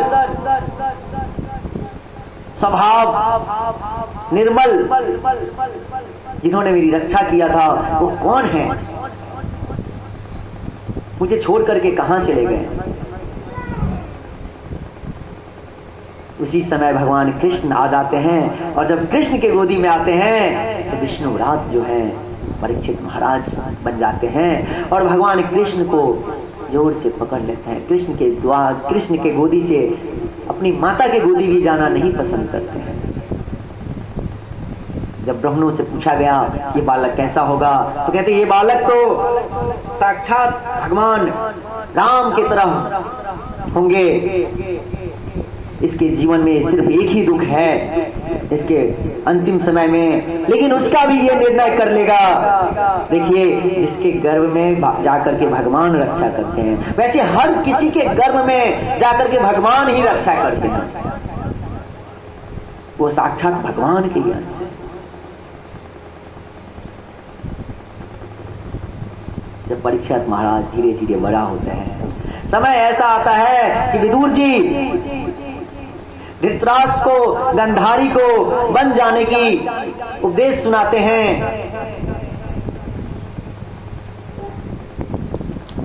धृतराष्ट्र भी बद्रिका आश्रम की तरफ जाता है, बद्रिका आश्रम की तरफ जाते हैं, योग माध्यम के द्वारा अपने शरीर को छोड़ते हैं। एक समय आया कि अर्जुन जो है भगवान कृष्ण के पास द्वारका धाम जाते हैं। युधिष्ठिर महाराज कहते हैं जाओ अर्जुन, भगवान कृष्ण हमारे भाई कृष्ण से पूछ के आओ कि आगे का निर्णय क्या है, आगे क्या किया जाएगा। अर्जुन कुछ दिनों के लिए गए थे तो 7 महीनों के बाद आए, और वो भी कब आए? जब युधिष्ठिर का मन एकदम से बेचैन होने लगा, उसी क्षण आए। ना कुछ बोलते, ना कुछ सोचते, ना कुछ कहते, उनकी आंखों से धरा प्रवाह आंसू बह रहा था। युधिष्ठिर ने अनेक प्रकार के प्रश्नों को पूछा, क्या तुमने रास्ते में किसी साधु को तुमने कष्ट दिया, दंड दिया? किसी भूखे को खाना खिलाने से पहले तुमने खा लिया? या तुम अपने मित्र कृष्ण से दूर हो गए इसलिए रो रहे हो? क्यों रोते हो? एक शब्द भी बोल नहीं पाए अर्जुन। फिर बाद में जाकर के द्वारका के बारे में सब संवाद बताएं। तो आज युधिष्ठिर महाराज तुरंत ही परीक्षित को राजगद्दी पर बिठा करके और 5 भाई संग द्रौपदी स्वर्ग की यात्रा करने लगे। आज परीक्षित महाराज जो हैं बड़े सुंदर से अपने राज्य को चलाने लगे। धर्मात्मा जो ठहरे, भगवान कृष्ण के परम भक्त जो ठहरे, हर हमेशा जहां मिल जाए भगवान कृष्ण के चर्चा करते रहते हैं। भगवान कृष्ण के, भगवान पुरुषोत्तम नारायण के लीला का श्रवण करते रहते हैं। उनका एक समय ऐसा मन हुआ कि चलो देखते हैं कि हमारे राज्य कैसे चल रहा है। साधुओं की कुछ दिक्कत तो नहीं है, जंगलों में कुछ बड़े उत्पाद जंगली तो कुछ छोटे जंगली जानवरों को तंग तो नहीं कर रहा है। ये सब देखने के लिए, घूमने के लिए, शिकार खेलने जाते हैं। लेकिन उनकी गलती उनसे यही हो गया कि भीम ने जब जरासंध से मल युद्ध में जीता था तो जरासंध का मुकुट लेके आ गया था। अब वो जरासंध का मुकुट जो है आज परीक्षित महाराज पहन लिए थे। उससे पहले पृथ्वी का धर्म और पृथ्वी का संवाद है। धर्म जो है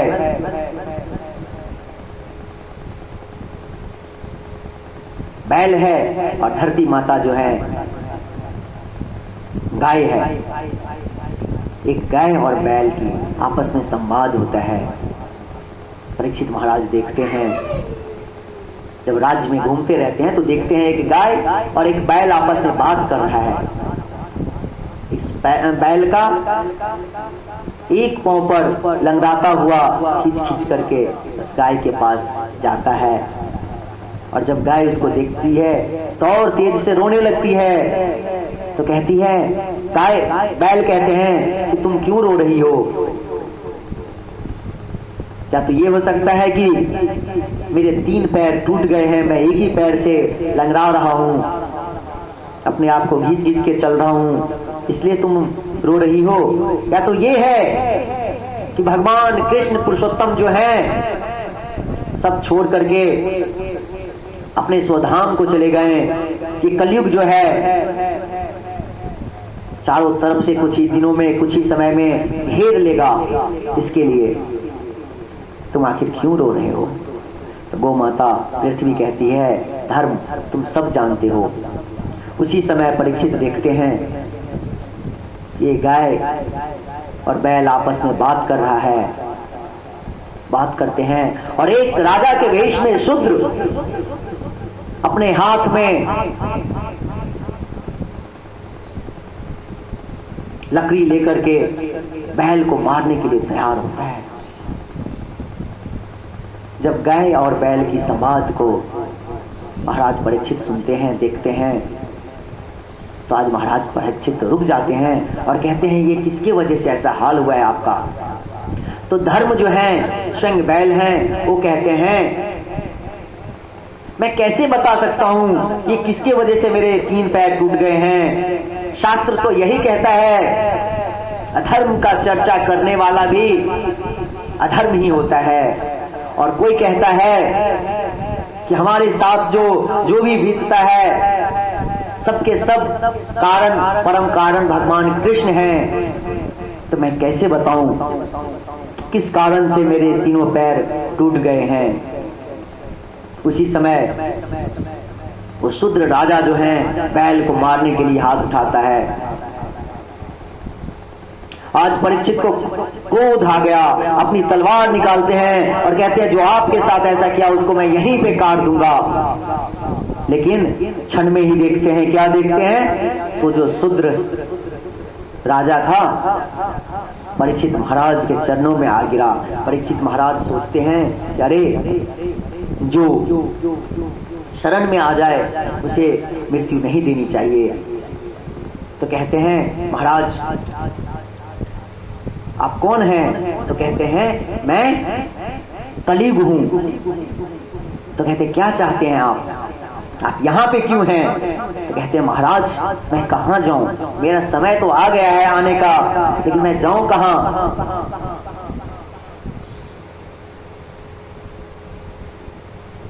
तो कहते मैं जहां भी जाता हूं, कहते मेरे राज्य से, परीक्षित महाराज कहते मेरे राज्य से बाहर चले जाओ। कलयुग कहता है महाराज मैं जहां भी देखूं, जहां भी जाऊं, हर जगह तो आपका ही राज्य दिखता है मुझे, मैं जाऊं कहां? मैंने कुछ स्थान तो मुझे दे दीजिए। तो आज परीक्षित महाराज कलयुग को 5 निवास स्थान देते हैं। दूतम पानम स्त्रिया सूना यत्रा धर्मश्च चतुर्विधा। कहते द्वितीयम जहां पे दूध सट्टेबाजी चलता हो, जुआ खेलना जहां पे चल रहा है वहां पे तुम झूठ के रूप में रहना। जहां पे जुआ चलता है वहां पे झूठ जरूर होगा। पानम जहां पे आम आदमी शराब पी रहे हो, नशा कर रहे हो, नशा जो है विवेक को खत्म कर देता है। मदिरा पान विवेक को नाश कर देता है, उसे अभिमान हो जाता है। अभिमान के कारण विवेक समाप्त होता है, अभिमान होता है, अभिमान के कारण धर्म को अधर्म कर देता है। उसके बाद स्त्री, तीसरा स्थान है स्त्री कहा गया है, इसका अर्थ है काम वासना स्त्री।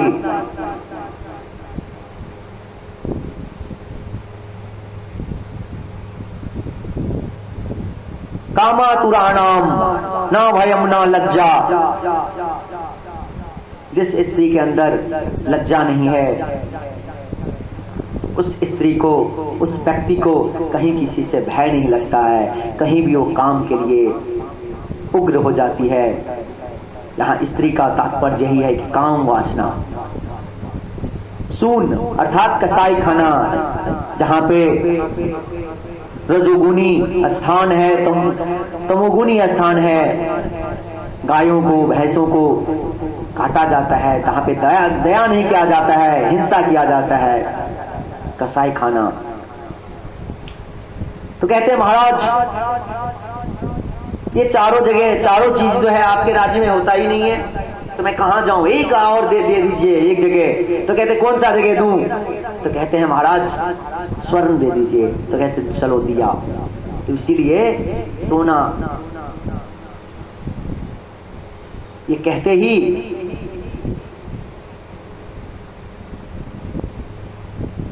सबसे पहले तो परीक्षित महाराज के ही उन्होंने जो मुकुट पहना था, उसी मुकुट में, स्वर्ण मुकुट में जो जरासंध के पापों का बना हुआ मुकुट था, उसमें प्रवेश कर गया और महाराज परीक्षित का बुद्धि जो है धीरे धीरे बिगड़ने लगी।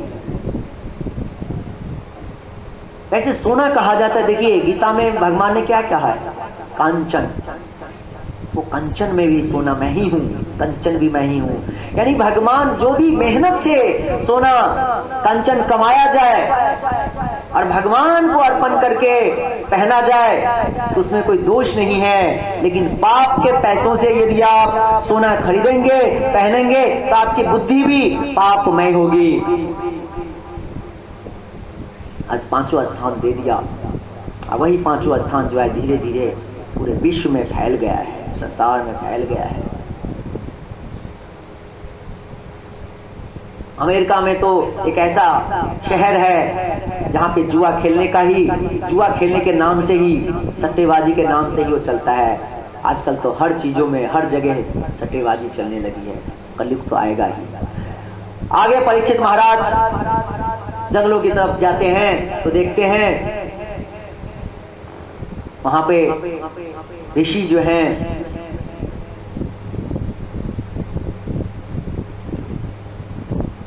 ध्यान में लगे रहते हैं। आज परीक्षित महाराज को एक तो बुद्धि भी बिगड़ गई और बहुत जोर से प्यास भी लगा हुआ है। परीक्षित महाराज जाकर के कुछ पानी मांगते हैं, लेकिन वो साधु जो तपस्या में रहते हैं, ध्यान में रहते हैं, परीक्षित महाराज की बुद्धि बिगड़ने की वजह से उनको लगता है कि ये साधु झूठ फूस का ढोंग रचा रखा है।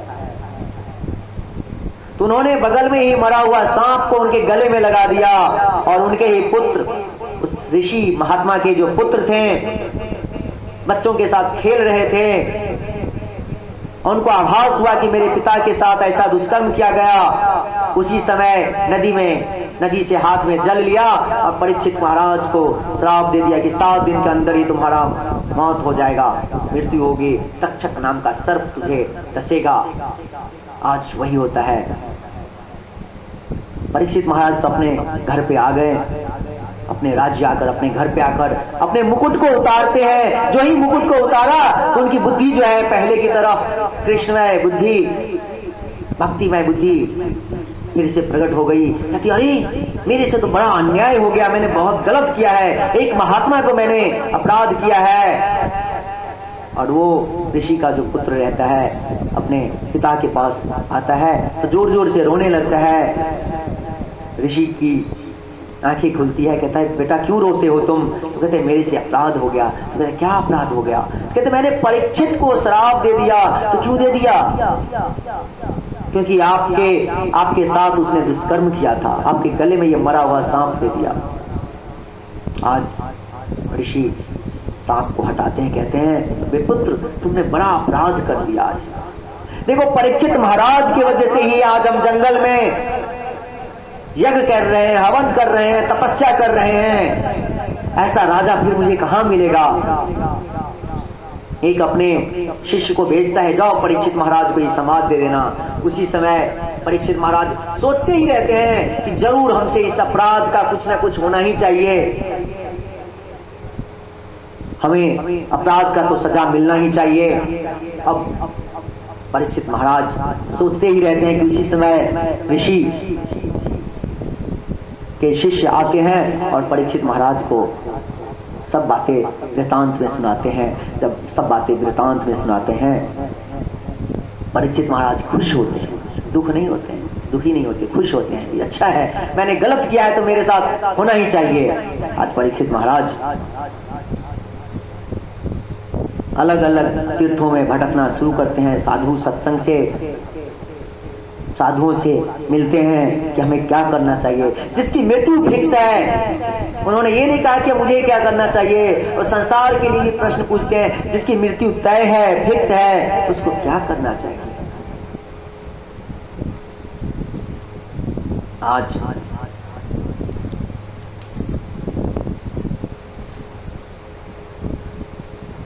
परीक्षित महाराज तीर्थों में भटकते हुए गंगा द्वार आ जाते हैं। अभी समय ऐसा आ गया कि शुकदेव जी का आगमन होगा।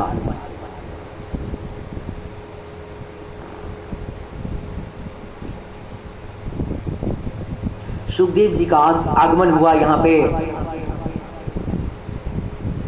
जब शुकदेव जी कथा करने के लिए आते हैं, परीक्षित के मन के प्रश्नों को उत्तर देने के लिए आते हैं, तो वहां पे अलग अलग साधु महात्मा स्वयं व्यास जी भी आके प्रकट हो जाते हैं और शुकदेव को सुंदर से कथा श्रवण करवाते हैं। शुकदेव जी आते हैं, परीक्षित महाराज शुकदेव जी को गद्दी देते हैं, पैर धोते हैं, आचमन करवाते हैं, जल पुष्प चढ़ा करके उनको आरती उतारते हैं और आरती उतारते ही उतारते उनसे प्रश्नों का छल्ला लगा देते हैं। कहते हैं अतःपेक्षामि संसिद्धिम योगिनां परम गुरुम पुरुषस्य यत् कार्यम म्रियमाणस्य सर्वथा। हे महाराज, मेरे मन में एक यही प्रश्न है कि पुरुषस्य म्रियमाणस्य यत् कार्यम, जो मरने के आसन पे हो, मरणासन पे हो, उसे क्या करना चाहिए।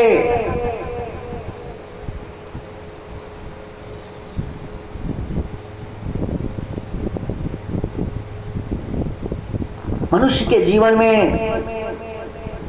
लक्ष्य क्या होता है कि मैं डॉक्टर बन गया, डॉक्टर बनूं, इंजीनियर बनूं, साइंटिस्ट बनूं, बिजनेसमैन बनूं। मनुष्य के लक्ष्य यही होता है कि मेरा बेटा डॉक्टर बन जाए, इंजीनियर बन जाए, नेता अभिनेता बन जाए।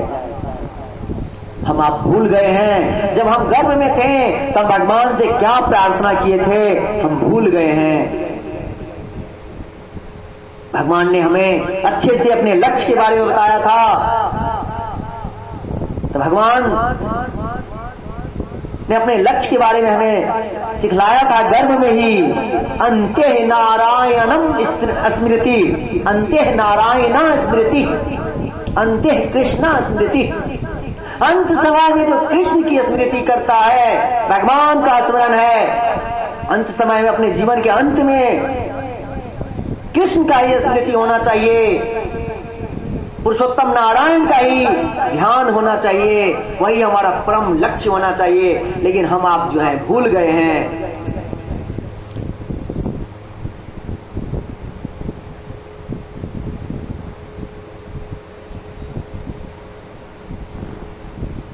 आज शुकदेव जी महाराज बैठते भी नहीं है कि इस प्रकार से प्रश्न पूछने लगते हैं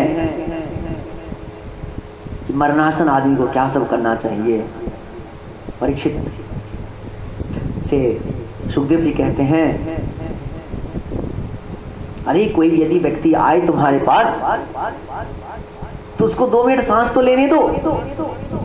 अभी तुमने आते ही आते मेरा आचमन करवा दिया, जल फूल दे दिया और प्रश्न पूछना शुरू कर दिया, 2 मिनट बैठने तो दो मुझे। तो कहते हैं महाराज, नूनम भगवतो ब्रह्मन् गृहेषु गृहमेधिनां न लक्ष्यते हयवस्थानम् अपि गोदोहनम कोचिता।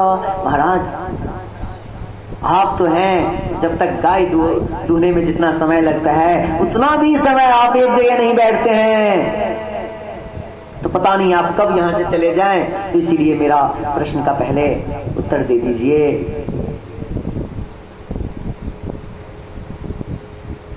तो कहते हैं, तुम भी अपने लक्ष्य भूल गए हो क्या? जीवन का लक्ष्य यही है, अंत काले कृष्ण स्मृति। अंत समय में भगवान कृष्ण की ही स्मृति, यही हमारे जीवन का लक्ष्य है। जो मरणासन तुम्हारे पास में तो 7 दिन है।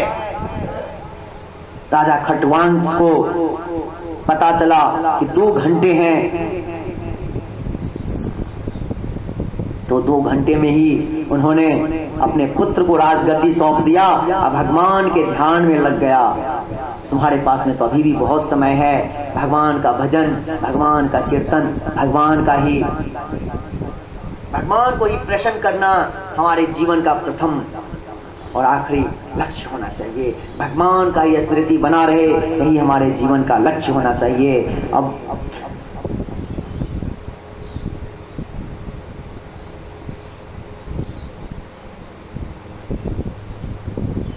प्रथम स्कंद यहाँ पे विश्राम होता है। अब हम द्वितीय स्कंद में प्रवेश करते हैं।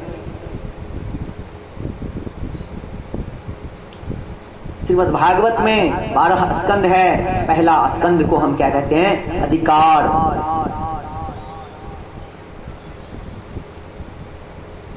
तो हमने देख लिया श्रोता और वक्ता का अधिकार को देखा हमने। परीक्षित महाराज जो है श्रेष्ठ अधिकारी, श्रोता अधिकारी हैं, और सुखदेव जी जो है श्रेष्ठ वक्ता अधिकारी हैं। प्रथम स्कंद के अंत में जो परीक्षित महाराज प्रश्न पूछते हैं, म्रियमाणस्य पुरुषस्य यत् कार्यम तत् भवता वक्तव्यम। जो मरनाशन पुरुष है इसका कर्तव्य क्या है, आप मुझे बताइए। सुखदेव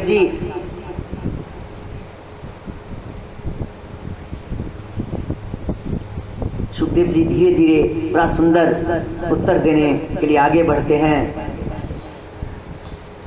तो दूसरे स्कंध में सुखदेव जी का उत्तर आता है और हम दूसरे स्कंध में प्रवेश कर जाते हैं। दूसरे स्कंद को साधन स्कंद कहते हैं। पहले स्कंद को याद कर लीजिए, अधिकार। दूसरे स्कंद को साधन। पहले हम देखेंगे भगवान सुखदेव जी ने परीक्षित महाराज के प्रश्न को सीधा उत्तर कैसे दिया है। वर्याने साते प्रश्न कृतो लोकहितं निर्भा आत्मविद सम्मतः पुंसां श्रोतव्यादिषु या परः। सुखदेव जी बड़ी तारीफ करते हैं परीक्षित महाराज को कि तुमने बड़ा अच्छा प्रश्न पूछा है। ये तो लोक हितम कृता, बहुत अच्छा प्रश्न पूछा है। लोक के हित के लिए तुमने, समाज के हित के लिए प्रश्न पूछा है।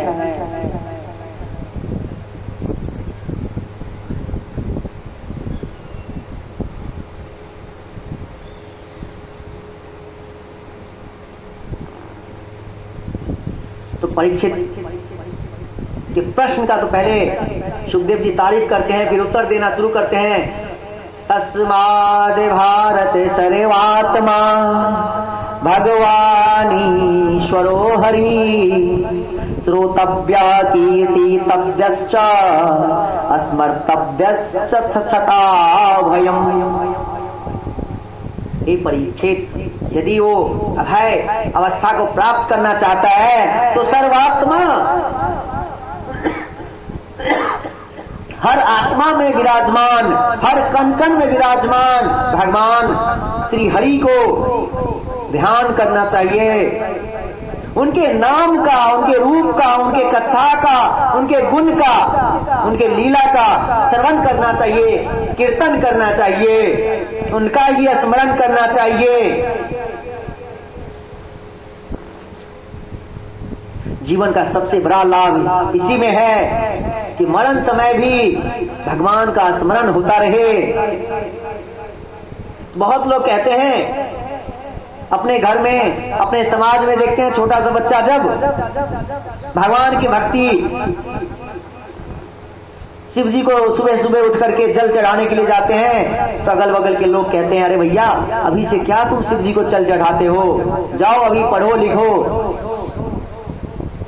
भाई साहब, ये भक्ति जो है ना, बचपन का ही काम है।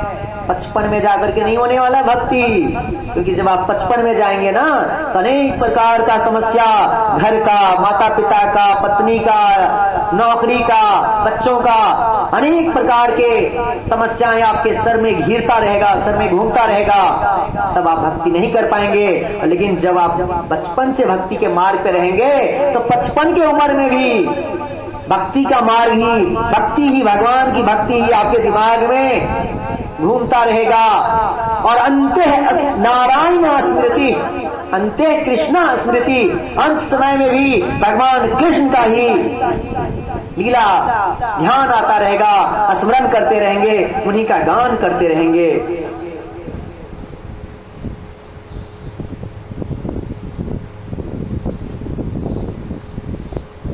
कहते परिनिष्ठोऽपि नैर्गुण्य उत्तम श्लोक लीलया गृहीत चेता राजर्षे आख्यानम यदधीतवान। उत्तम श्लोक, भगवान की लीला ऐसी है, भगवान की करुणा ऐसी है कि वो खींच लेते हैं अपनी ओर, खींचे चले जाते हैं। भगवान का स्मरण करते यदि कोई मनुष्य थोड़ा भी समय जी ले तो समझिए उनकी जीने का सार्थक हो गया, उनका जीवन जो है सार्थक हो गया। सुखदेव जी ने यहाँ राजा खटवांग का स्मरण करते हुए उनके बारे में कहते हैं, जो कि हम आगे 9वें स्कंध में उनका कथा देखेंगे। उनके पास में सिर्फ 2 घंटा ही था। जब उन्हें पता चला कि मेरे पास में 2 घंटा है, उसी समय सब रूपों को, सब कार्यों को स्थगित करके अपने पुत्र को गद्दी पर बिठा करके भगवान के स्मरण ध्यान में लग गए। तो कहते हैं सुखदेव जी, परीक्षित महाराज कहते हैं कि महाराज आप कहते हैं स्मरण करो, स्मरण करो, ध्यान करो, ध्यान करो, किस टाइप का ध्यान करूं, आप बताइए मुझे। तो कहते विराट स्वरूप का ध्यान करो। गृहात प्रवजितो धीरा पुण्य तीर्थ जलापलूत शुचो विवेक्त आसीनो विधिवत कल्पितासने। घर से बाहर निकल जाओ, क्योंकि घर में जो है खटिया चरपाई जो होता है सोने नहीं देता भैया। तो घर से बाहर निकलो, सुच्चो विविक्त आसीनो, घर से निकल करके किसी पवित्र स्थान पर बैठ जाओ, मन को एकाग्र करो, ध्यान करो। प्रतिदिन ध्यान करोगे तो धीरे धीरे ध्यानाभ्यास होगा। जिता सनो जिता श्वासो जिता संगो जितेंद्रिया। ध्यान के लिए 4 बातें आवश्यकता है। जितासना, एक स्थान पर एक आसन में बैठ जाना। जिता श्वासा, श्वास को संयमित करना। जिता संगा, कोई भी विषय चीजों की संग नहीं होना चाहिए। आसन लेके तो मंदिर में आ गए, घर पे ध्यान है कि मेरी पत्नी कैसी है, खाना बनाई कि नहीं, अभी मैं यहाँ से जाऊंगा तो क्या खाऊंगा, कहीं वो किसी से फोन पे तो बात नहीं कर रही है। यही विषय है, ये विषय सत्संग ना दिमाग में घुस जाए, इसे संभाल के रखना भैया। जितेंद्रिया, इंद्रियों के कारण ही मन का क्षुब्ध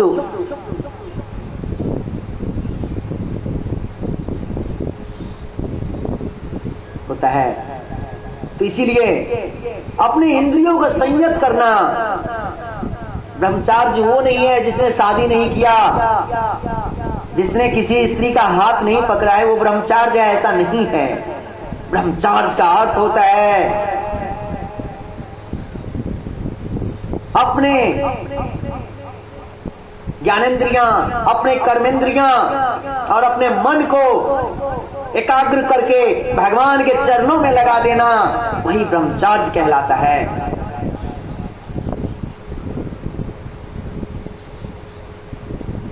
तो आसन, श्वास, संग और इंद्रियां को जीत लिया, मन को भगवान के स्थूल विराट रूप में स्थिर कर दिया, तो भगवान का दर्शन होना शुरू हो जाएगा।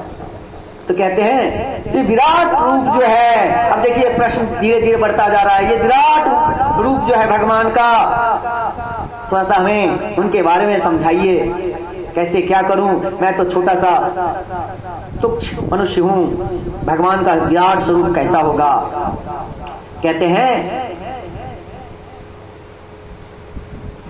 पद पाताल शीस अज धामा, पाताल जो है उनका चरण है, आशीष क्या है, ब्रह्मलोक जो है उनका शीश है भगवान का। अब थोड़ा विस्तार से सुनिए।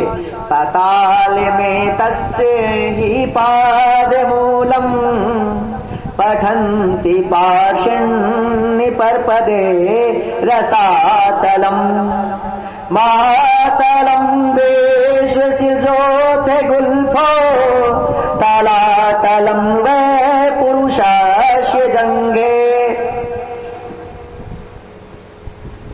भगवान कहते हैं सुखदेव जी महाराज,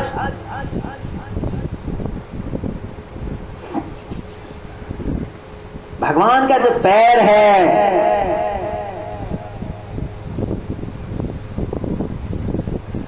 कटिभाग में भूलोक है, नाभि रूप जो है उनका आकाश है, हृदय जो है स्वर्गलोक है, इसी क्रम से ऊपर सर तक सप्त अर्धलोक है। इस प्रकार विराट पुरुष में 14 लोक है, फिर दांत है, हाथ है, नाड़ियां हैं, रोम है, उसका भी वर्णन किया गया है। पताल भगवान का पाद मूल है, तलवा है, तलवा, एड़िया और पंजे जो है रसातल हैं। महातल कहाँ है फिर,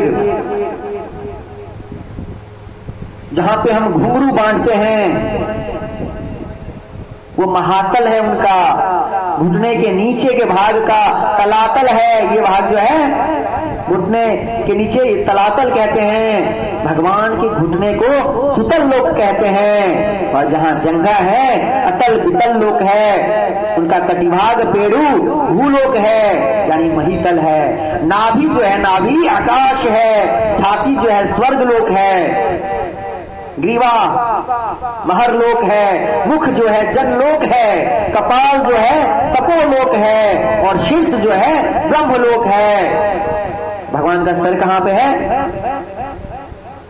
ढूंढते रहो, यही भगवान का स्वरूप है।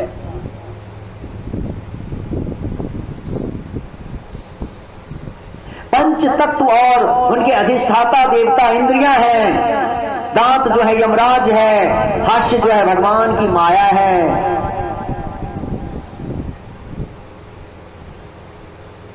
भगवान की हंसी जो है, बड़ा ध्यान से देखिए भगवान को हंसते हुए। भगवान की हंसी यानी कि भगवान का माया 2 प्रकार का होता है। एक तो होता है सौजन्य मोहिनी, जो भक्तों को मोहित करता है, और दूसरा होता है विमुख जन मोहिनी, जो अभक्तों को मोहित करता है। और आगे कहते हैं लज्जा जो है भगवान की ऊपरी होठ है, और लोभ जो है भगवान का नीचे वाला होठ है।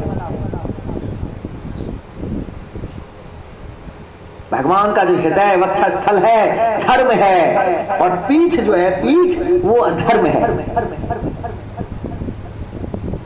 इसीलिए जितने भी बुरा काम होता है, बुरा बोलते हैं, सब पीठ पीछे ही बोलते हैं, अधर्म है वो।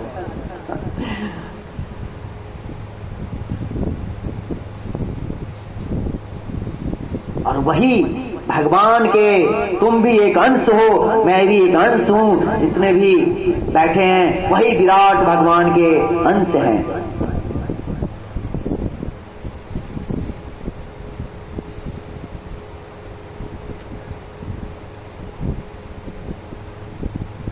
आगे कहते हैं यदि भगवान के विराट स्वरूप का यदि ध्यान न कर सको तो सूक्ष्म रूप का ध्यान करो। भगवान आपको, जो भी भगवान आपको प्रिय लगते हैं,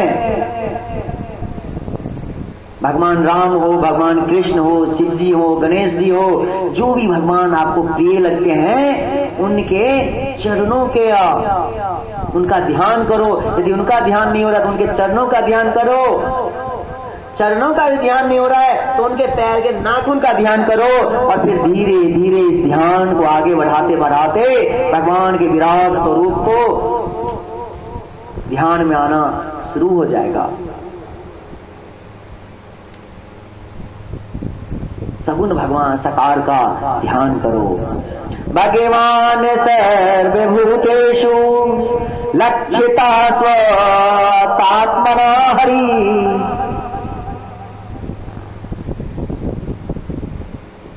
कहते भगवान जो है सर्वभूतेषु, हर जगह भगवान ही विराजमान है, हर जगह भगवान ही है। मन को भगवान में लगा दो, चाहे पूजा करें, स्मरण करें, ध्यान करें, चिंतन करें, योगाभ्यास करो, प्राणायाम करो, हर प्रकार की साधना है कि भगवान को ही ध्यान करना। और यदि नहीं हो पाए तब क्या करें? कहते तस्मात् सर्वात्मना राजन् हरि सर्वत्र सर्वदा श्रोतव्यः कीर्तितव्यश्च स्मर्तव्यो भगवान् नृणाम्।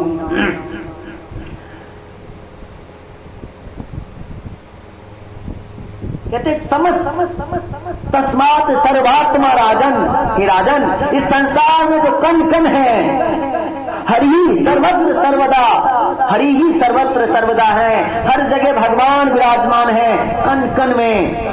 जैसे प्रहलाद जी ने खंबे से भगवान को प्रकट कर दिया, वैसे ही हर तरह में, हर कण कण में भगवान विराजमान है। उनको भगवान समझो, उन पर दया करो, उनका श्रवण करो, उनके लीला का गान करो, हरि कीर्तन करो। अगर तुम ध्यान नहीं लगा सकते हो तो अपने मुख से हरि कीर्तन करो।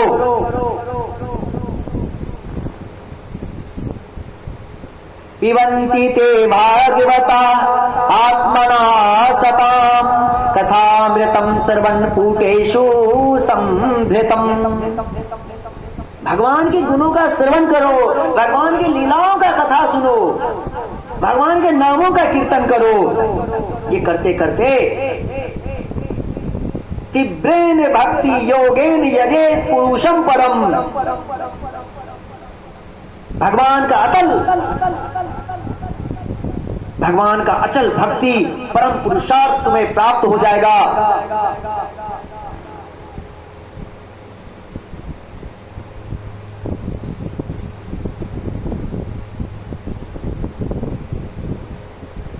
कहते हैं तुम हर एक कर्म को भगवान के ऊपर सौंप दो और तुम ये भूल जाओ कि तुम अभी मरने वाले हो।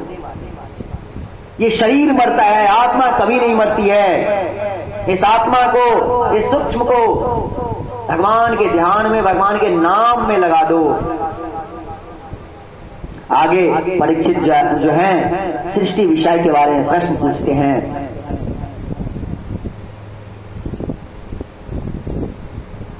कहते हैं महाराज मुझे ये सृष्टि के बारे में, भगवान की माया के बारे में थोड़ा सा समझा दीजिए।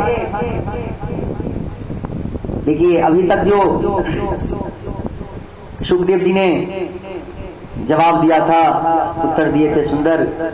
तो परीक्षित का प्रश्न था मरने वक्त क्या करना चाहिए। भगवान सुखदेव जी ने सुंदर से उत्तर दे दिया। क्योंकि क्या होता है जब पेशेंट रोगी आते हैं तो पहले उनको दवा इंजेक्शन सब दिया जाता है, उसके बाद अपना फॉर्मेलिटी पूरा होता रहे। कहीं कहीं जगह ऐसा नहीं होता है, लेकिन कहीं कहीं जगह अभी भी आज भी है कि पहले उनको दवा इंजेक्शन सब दिया जाए, उसके बाद अपना फॉर्म फिलअप करना, साइन वाइन लेते रहेंगे। अभी तो सुखदेव जी ने परीक्षित का मन की बात को जवाब दे दिया। जब दूसरा प्रश्न आ जाता है कि संसार में भगवान की इस सृष्टि का विषय के बारे में प्रश्न आता है, ये माया कैसे है, माया को थोड़ा हमें समझाइए, सृष्टि को कैसे संभालते हैं विराट पुरुष, समझाइए। तो भगवान आज क्या करते हैं सुखदेव जी महाराज, आज सुखदेव जी महाराज आज भगवान के मंगलाचरण करते हैं, उनके नामों का गान करते हैं।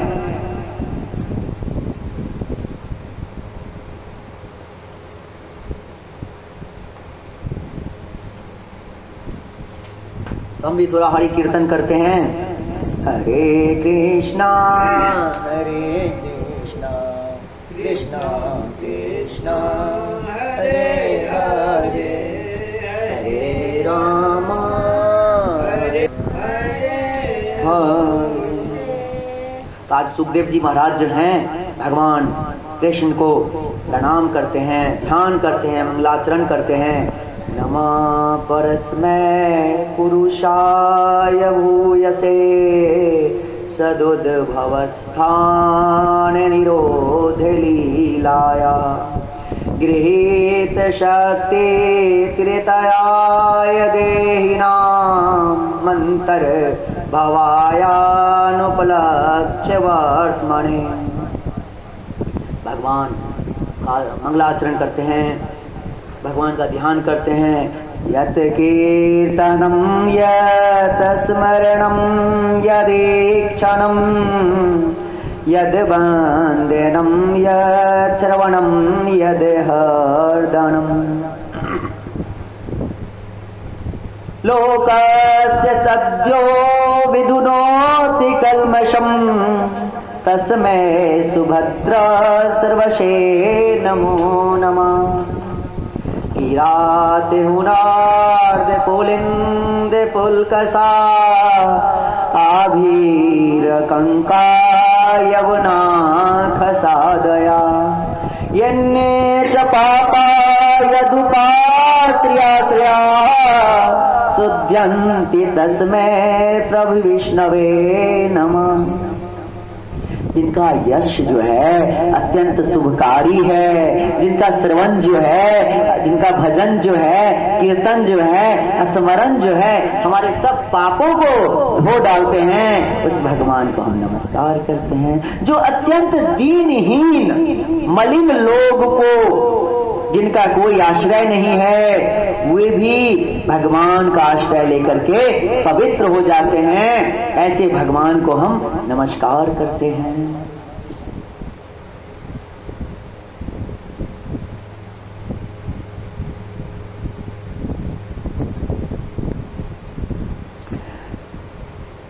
शास्त्रों में, पुराणों में देखिए उत्तर देने का बड़ा अच्छा शैली है। जैसे कि आज परीक्षित महाराज ने पूछा इस माया के बारे में हमें समझाइए, तो तुरंत जवाब ऐसे नहीं दे देते हैं। कहते हैं सुनो सुखदेव जी महाराज सुनिए, परीक्षित महाराज सुनिए। सुखदेव जी कहते हैं परीक्षित, हे राजन, एक समय ऐसा था कि नारद जी ने ब्रह्मा जी से यही प्रश्न पूछा था, पिताजी आप तो सृष्टि के रचनाकारक हैं, रचना करते हैं, आप तो संपूर्ण सृष्टि का रचना करते हैं, तो आप कहां किस देवताओं को आंखें बंद करके किसकी ध्यान करते हैं? आपके नजर में आपसे बड़ा कौन है?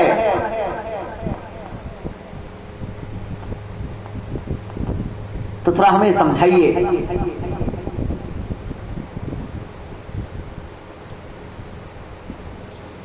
तो यही प्रश्न नारद जी ने ब्रह्मा जी से पूछा और यही प्रश्न आज तुम मुझसे पूछ रहे हो। तो कहते हैं ब्रह्मा जी, नारद जी ये तो सही बात है कि सृष्टि का रचना तो मैं ही करता हूं, लेकिन एक बात है कि मेरे से ऊपर है भगवान नारायण, भगवान कृष्ण, परम पिता परमेश्वर। मैं उनका ध्यान करता हूं और उनके ध्यान से जो मुझे शक्ति मिलती है उसी से मैं सृष्टि का रचना करता हूं।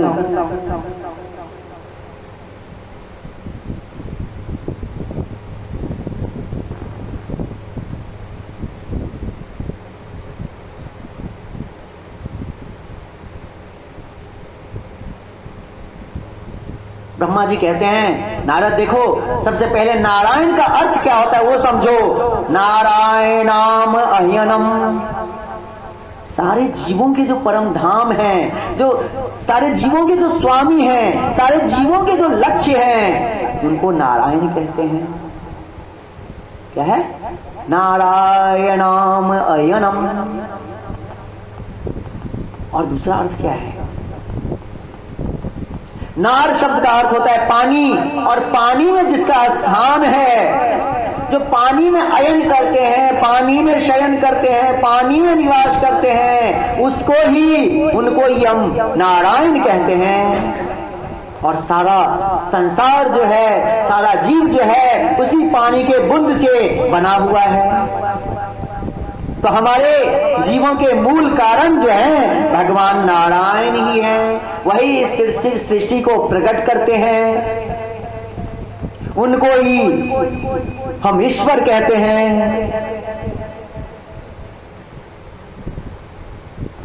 उनको ही हम विराट कहते हैं, उनको ही हम हिरण्यगर्भ कहते हैं। जैसे कि हम स्वप्न में देखते हैं, हम अपने मन में देखते हैं, दृष्टि में, परंतु प्रकट रूप में, बाहर में वही दिखता है क्या?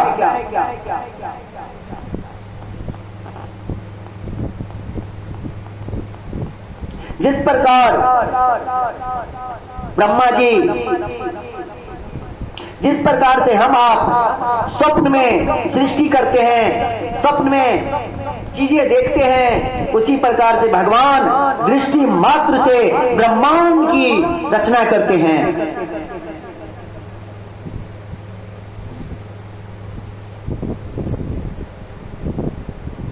और इसी को विस्तार किया गया है। पहले होता है अव्यक्त, फिर होता है महातत्व, उसके बाद समष्टि बुद्धि, फिर अहंकार, मन, सूक्ष्म पंच महाभूत, फिर स्थूल पंच महाभूत, फिर उनका मिश्रण जगत, और उनसे ये भिन्न भिन्न शरीर आदि सब दिखाई देते हैं। सृष्टि में अलग अलग रूप दिखाई दे रहे हैं। ये वास्तव में एक ही तत्व है, लेकिन भिन्न भिन्न आकार है। इसलिए ब्रह्मांड की 14 लोकों की कल्पना की गई है।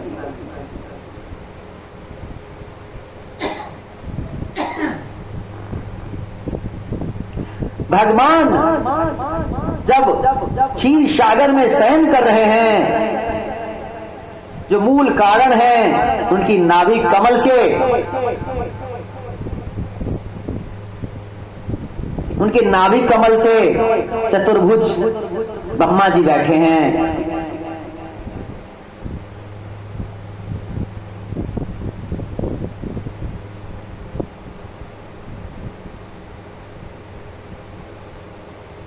और जब ब्रह्मा जी कई कल्प तक उस नाभि कमल को ऊपर से नीचा देखने लगे, आखिर मेरी उत्पत्ति कहां से हुई, तो उनको समझ में नहीं आया। तब उनको 2 अक्षर सुनाई दिया, त और प। तो उन्होंने समझा, आकाशवाणी को सत्य मान करके मुझे तप करना चाहिए। उन्होंने तप करना स्वीकार किया, तप करने लगे। जब तप करने शुरू कर दिया, तो पहले तो और तो जब उन्होंने सुना तो अपने मुख को चारों तरफ घुमाया, उसी से उनके मुख 4 हो गए, चतुर्भुज कहलाने लगे। और आज तपस्या के लिए बैठ गए। बहुत दिनों तक, कई वर्षों तक, कई कल्पों तक उन्होंने तपस्या किया। और तपस्या करने से भगवान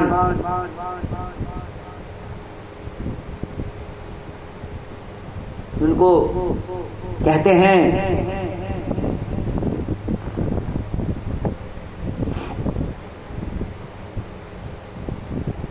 भगवान आकाशवाणी कहते हैं, तुम सृष्टि की रचना करो, सृष्टि करो।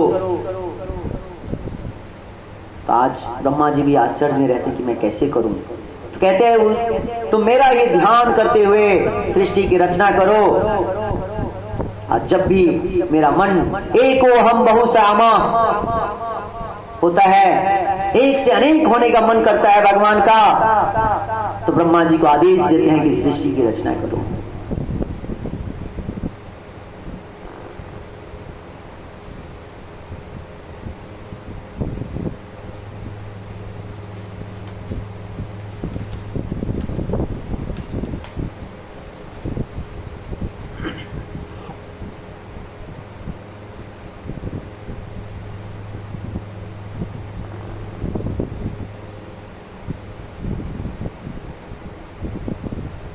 ब्रह्मा जी नारद जी को कहते हैं, मेरी भी उत्पत्ति जो है भगवान विष्णु के नाभि कमल से हुई, और मैं इन्हीं नारायण को हर हमेशा ध्यान करते रहता हूँ, जिससे क्या होती है, मेरी बुद्धि जो है कभी भी असत्य मार्ग पे नहीं जाती है, मेरी बुद्धि जो है कभी भी असत्य नहीं होता है।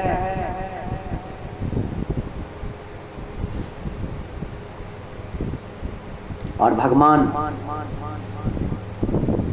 नारायण जो हैं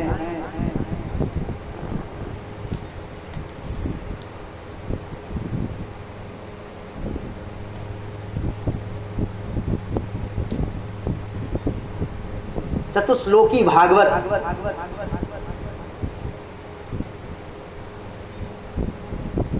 ब्रह्मा जी को सुनाते हैं।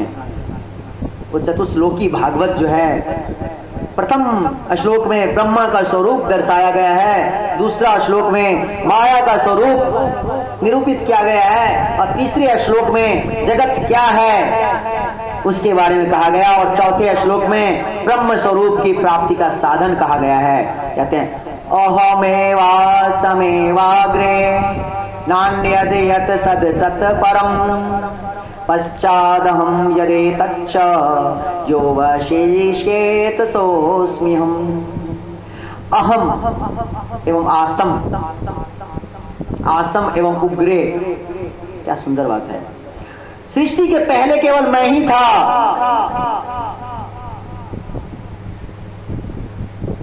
और सृष्टि के बाद भी केवल मैं ही रहूंगा, और जब सृष्टि चलता है तब भी केवल मैं ही हूं।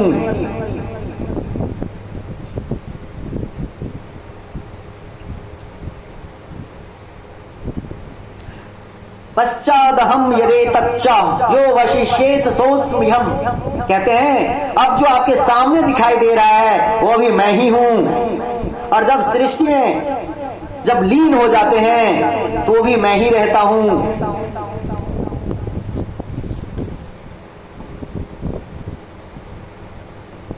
और जब बाकी कुछ रह जाता है तब भी मैं ही रहता हूं।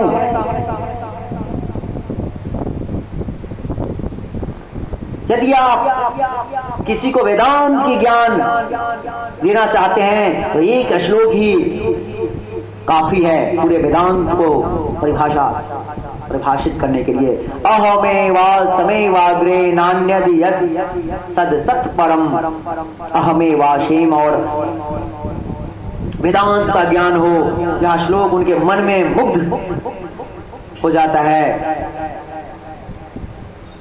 रीतेर्तम यत् प्रतीयेत न प्रतीयेत चात्मनि तद विद्यादात्मनो मायाम यथा भासो यथा तमः। रीतेर्तम यत् प्रतीयेत, वह बिना पदार्थ के दिखाई देते हैं। ना प्रतीयेत चात्मनि, वह किस कारण से दिखाई देते हैं।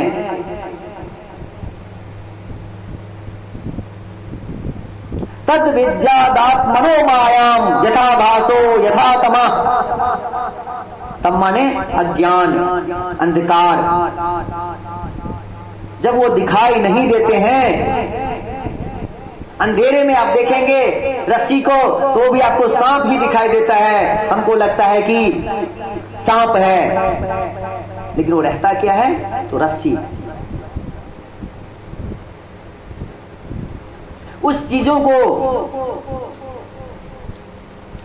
वही क्या है, हमें अंधेरे में क्या दिखा, सांप दिखा, लेकिन है क्या, रस्सी। वो एक प्रकार का माया है। वही दूसरे श्लोक में इन्होंने माया के बारे में बताया है। अब तीसरा श्लोक जो जगत का निरूपण करता है, यथा महांति भूतानि भूतेषु चावचेष्वनु प्रविष्टान्य प्रविष्टानि तथा तेषु न तेष्वहम्। ये जगत कैसा है, पंच महाभूतों से बना हुआ है, उसमें पंच महाभूत है कि नहीं, यह वास्तव में पंच महाभूतों के सभी चीजों में प्रवेश किया गया है।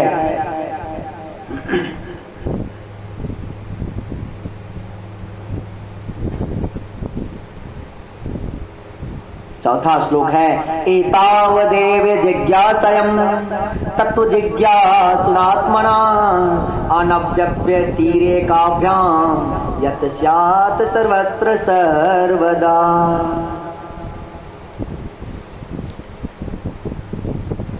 चौथे श्लोक में ब्रह्म स्वरूप की प्राप्ति का साधन कहा गया है।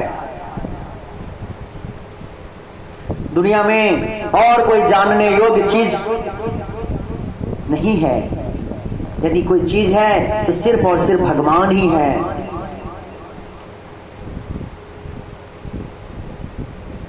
फिर आगे सुखदेव जी महाराज भागवत के बारे में कहते हैं अत्र सर्गो विसर्गश्च अस्थानं पोषन्मूतया मन्वन्तरे शाणु कथा निरोधो मुक्तिराश्रिया।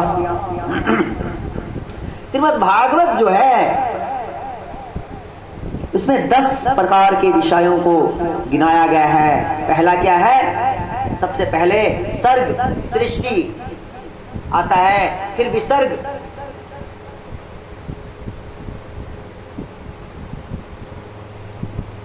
तो सर्ग और विसर्ग में क्या अंतर है?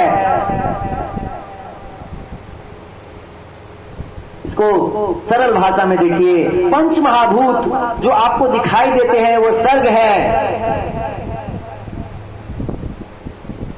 अपने पंच महाभूत मन बुद्धि हैं, ये सब सर्ग हैं। लेकिन इन 5 महाभूतों के द्वारा हम सब जो रचना करते हैं उसे विसर्ग कहते हैं। जैसे कुम्हार जो है मिट्टी से एक घड़ा बनाता है,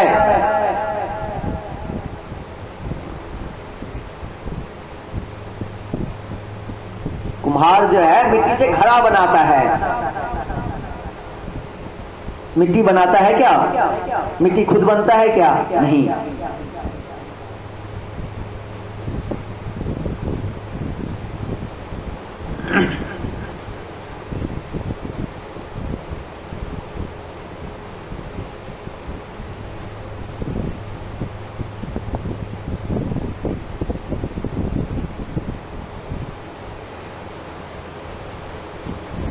हर प्रकार का जो उत्पत्ति है पंच महाभूतों से, भगवान के द्वारा जो उत्पत्ति होता है उसे सर्ग कहते हैं। और मनुष्य जो है अपनी वासना के अनुसार जो उत्पत्ति करता है उसे विसर्ग कहते हैं। तीसरा विषय है स्थान का। सृष्टि के बाद, सृष्टि बनाने के बाद कहाँ रहती है? तो है स्थान। चौथा विषय है पोषण। 5वां है उति अर्थात कर्म वासना। इसके पश्चात 6ठा है मनवंतर। 7वां है ईशानु कथा, भगवान के भिन्न अवतारों की कथा है। 8वां है निरोध। निरोध का अर्थ होता है प्रलय। 9वां है मुक्ति और अंतिम है आश्रय तत्व। लेकिन आप देखेंगे तो विषय एक ही है, वो है आश्रय तत्व। लेकिन इसे अलग अलग चीजों के द्वारा समझाया गया है।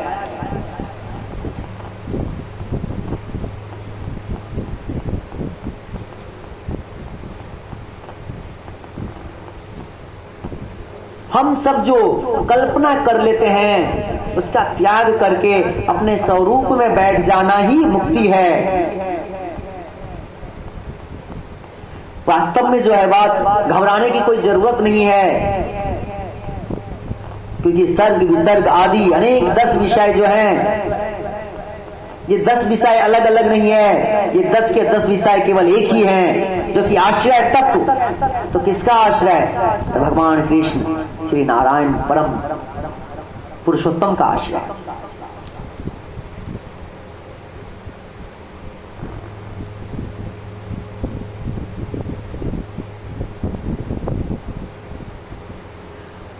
अब शौनक जी जो हैं प्रश्न पूछते हैं सूत जी से, महाराज आपने एक बार कहा था कि विदुर जी घर छोड़ करके चले गए थे, तो हमें तरह विस्तार से बताइए। तो सूत जी कहते हैं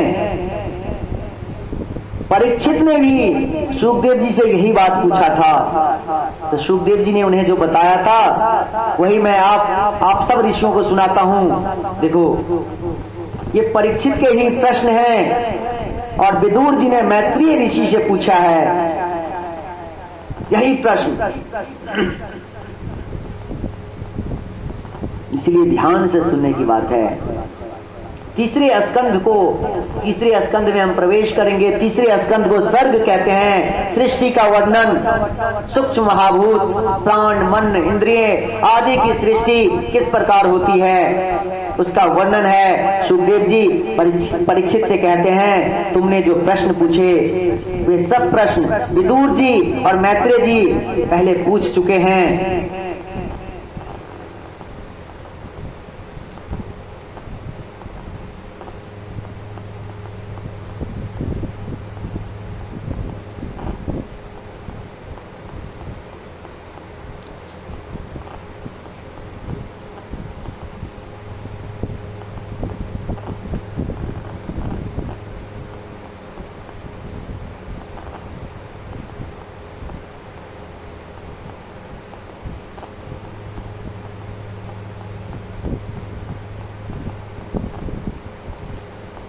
जब विदुर जी महाराज अपने राज्य को छोड़ करके चले गए थे, फिर उन्हें पता चला कि कौरवों का वंश जो है धृतराष्ट्र का जो पुत्र थे, राज्य विनाश की कगार पे चले गया, विनाश हो गया उसका। तो विदुर जी तीर्थ यात्रा में भटक रहे हैं, जा रहे हैं। उन्हें उद्धव जी से मुलाकात हुई और उद्धव जी से मुलाकात होते ही विदुर जी ने भगवान कृष्ण के बारे में प्रश्न पूछा।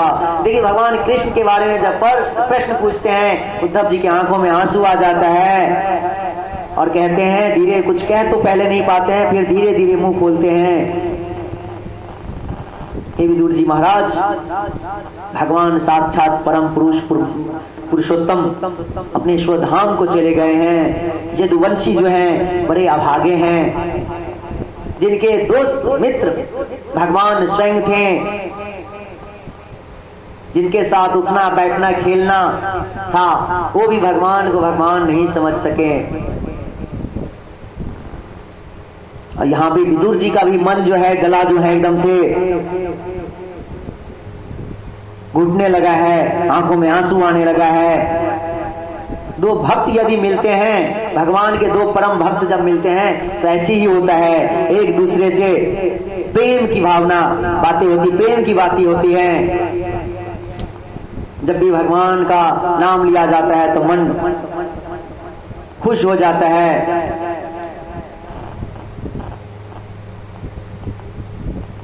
आज विदुर जी उद्धव जी से कुछ प्रश्न पूछते हैं। उद्धव जी कहते हैं, विदुर जी जब स्वधाम भगवान जा रहे थे तो वहीं मैं भगवान के सामने ही बैठा था और मेरे साथ मैत्रेय जी भी थे। तो मैत्रेय जी को भगवान ने आज्ञा दी, जब मेरा भक्त विदुर मिले तो उसे तुम श्रीमद् भागवत कथा के बारे में सुनाना। उन्होंने जो जो उपदेश दिया मुझे, सब उपदेश हमारे विदुर भक्त को सुनाना। आज विदुर जी बहुत खुश हो गए। भगवान ने अंत समय में मेरा स्मरण किया, बहुत खुश हो गए और कहते हमें मैत्रेय जी कहाँ मिलेंगे।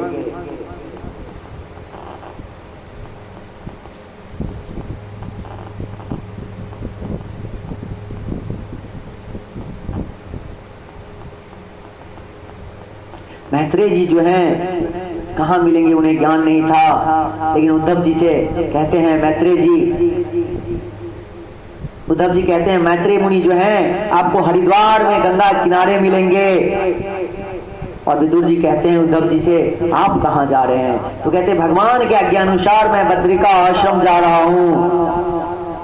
आज विदुर जी भी बहुत प्रसन्न मन से हरिद्वार की ओर गंगा किनारे जाते हैं और मैत्रेय मुनि से मिलकर के प्रश्न पूछते हैं। प्रश्न क्या है? हम सबके लिए ही प्रश्न है। सुखाय कर्माणि करोति लोको न ते सुखं वा न्यदुपारं वा विन्देत भूयस्ततत एव दुःखं यदत्र युक्तं भगवान वदेन नः। संसार में सभी लोग सुख चाहते हैं। विन्देत भूयस्तत एव दुःखम, लेकिन होता क्या है? दुख की प्राप्ति हो जाता है। संसार में सब कोई दुखी, सुख मांगते हैं लेकिन दुख पाते हैं। हम अपने घर को, गांव को छोड़ करके दिल्ली मुंबई जाते हैं, शहर जाते हैं पैसे कमाने के लिए। वो पैसे हम अपने गांव में भी रह करके कमा सकते थे, लेकिन जब कमाने के लिए आते हैं तो सुबह शाम ऑफिस जाना, नौकरी करना, ट्रेन के धक्कों में धक्का लगाना, अनेक प्रकार का दुख भोगना पड़ता है। हम मुंबई क्यों आए थे? सुख के लिए, लेकिन क्या हो रहा है? ये लोकल ट्रेन में दुख हो रहा है, दर्द होता है, तकलीफ हो रहा है। यही आज बड़े सुंदर से प्रश्न पूछते हैं और उनका जवाब मिलता है कि हर इंसान को सबसे बड़ा कर्म तो यही है कि भगवान जो है सबको अपनी माया से मोहित करके रहते हैं। अपनी माया की गति को स्वयं भगवान भी नहीं जानते हैं।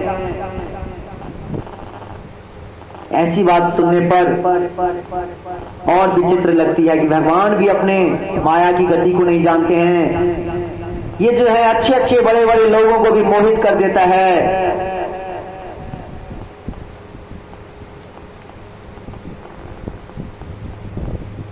तो ऐसा कहने का तात्पर्य नहीं है कि भगवान अपनी माया को नहीं जानते हैं। माया को तो भगवान जानते हैं, लेकिन भगवान ने माया को छोड़ रखा है, थोड़ा सा फ्रीडम, आजादी दे रखा है। उसके बाद विदुर जी ने एक बड़ा शास्त्रीय और परिभाषित प्रश्न पूछा है। कहते हैं, भगवान, हे मुनि, आपने कहा कि भगवान अविकारी हैं और वे माया शक्ति से भी सारी सृष्टि बनाते हैं, तो मुझे उस सच्चिदानंद भगवान की माया को स्पर्श, उस माया के बारे में थोड़ा समझाइए। तो माया की सबसे अच्छी परिभाषा है कि माया सभी तर्कों को उठाकर फेंक देती है। तर्क से जो समझ में नहीं आता है उसी को माया कहते हैं। परमात्मा अविकारी हैं, उन्हें विकार कैसे हो सकता है? उनके साथ माया संबंध हो सकता है? इसलिए भी नहीं हुआ है, लेकिन फिर भी प्रतीत होता है, तथा उसे न तो सत्य कहते हैं न तो असत्य। इधर राजा परीक्षित के भी प्रश्नों की बड़ी लंबी सूची थी और वही प्रश्न विदुर जी, मैत्रेय जी की भी बहुत ही लंबा प्रश्न चल रहा था। और वही प्रश्न जो है शौनक जी और सूत जी, शौनक जी पूछते हैं और सूत जी भी जवाब देते हैं।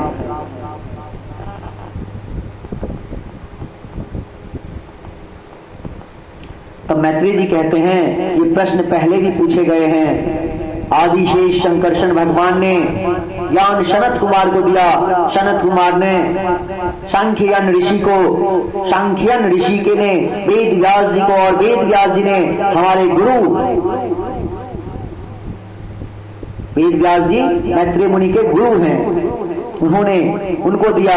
पुलस्त ऋषि ने वेद व्यास जी से कहा था कि मैत्रेय ऋषि अच्छे शिष्य हैं, उनको यह ज्ञान करा देने के लिए, वही ज्ञान अब मैं तुम्हें दे रहा हूं। भगवान ने जब ब्रह्मा जी को सृष्टि बनाने का आदेश दिया तो ब्रह्मा जी को कुछ समझ में नहीं आ रहा था। तो ब्रह्मा जी को जब कुछ समझ नहीं आ रहा था तो आज ब्रह्मा जी फिर से तप किया, भगवान को ध्यान किया और भगवान ने फिर उनको कहा क्या आप हमारी ध्यान करते रहो। जब आप हमारी ध्यान करते रहोगे तो किसी भी माया में नहीं आ पाओगे, कोई भी माया आपको नहीं घेरेगा, आप आगे बढ़ते चले जाओगे।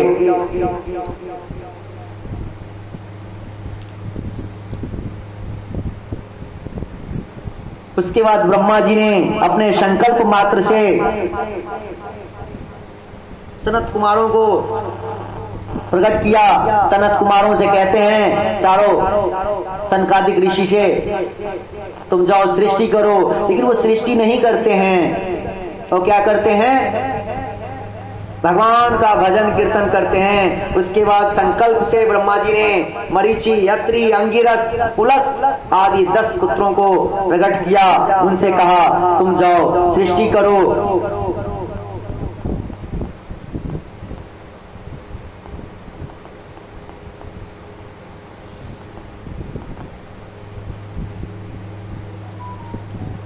फिर धीरे धीरे ब्रह्मा जी ने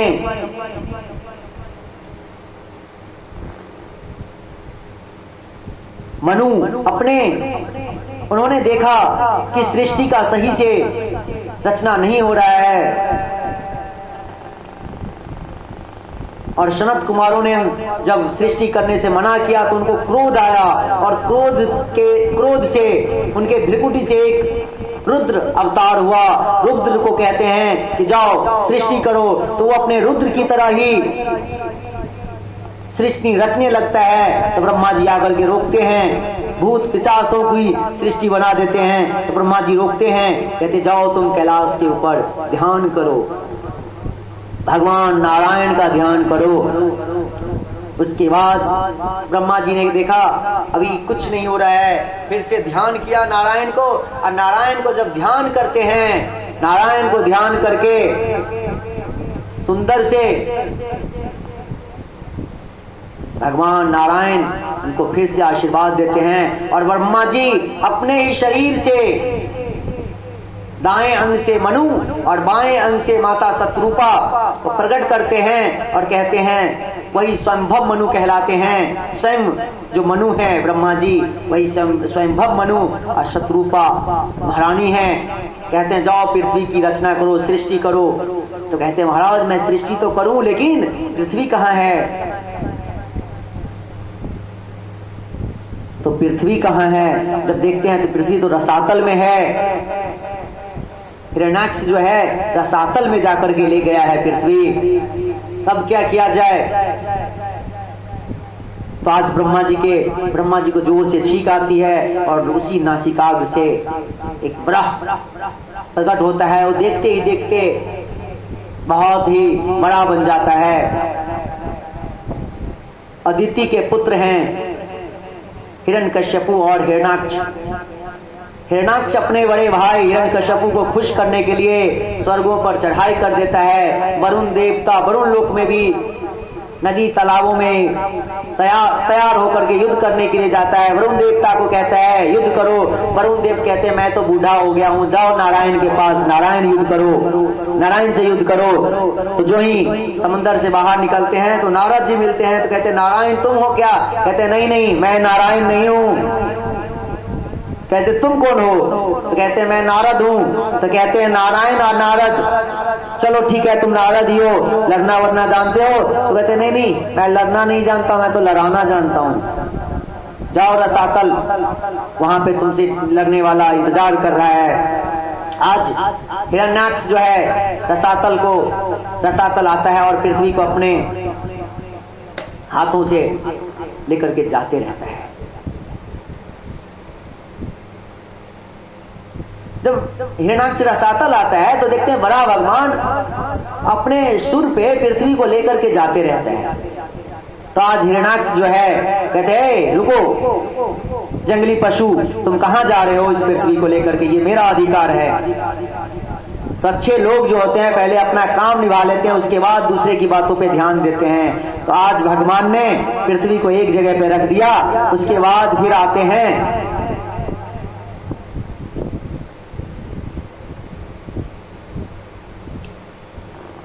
बड़ा भगवान आते हैं हिरण्याक्ष के पास और उससे युद्ध करते हैं और भगवान तो लीला कर रहे हैं।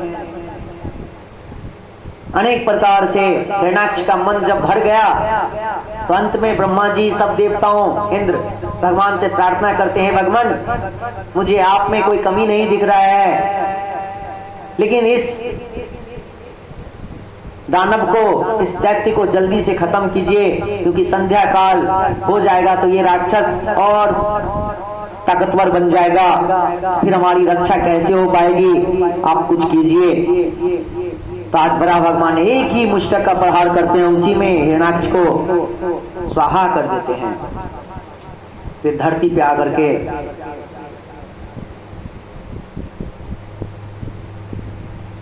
कथा तो बड़ी विस्तार से है, लेकिन समय के साथ धरती को आते हैं, धरती लाते हैं और धरती पे स्वयंभव मनु शत्रुपा सृष्टि करना शुरू करते हैं।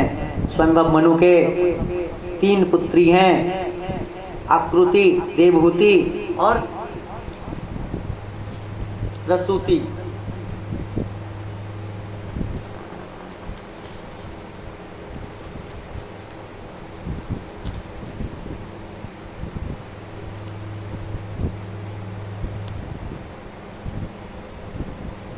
आकृति का विवाह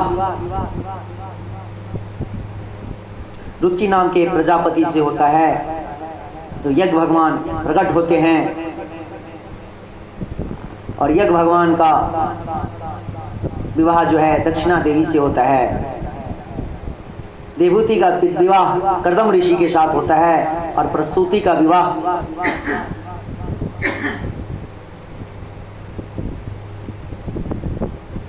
दक्ष प्रजापति से होता है।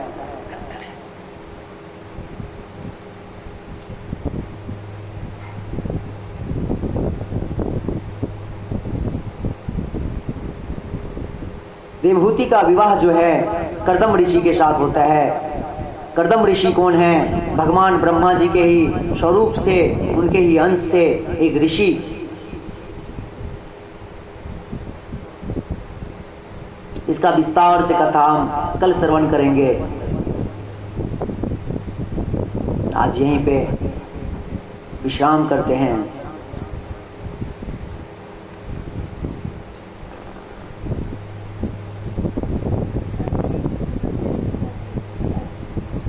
जय जय श्री राधे श्याम गौर हरि। हरे कृष्णा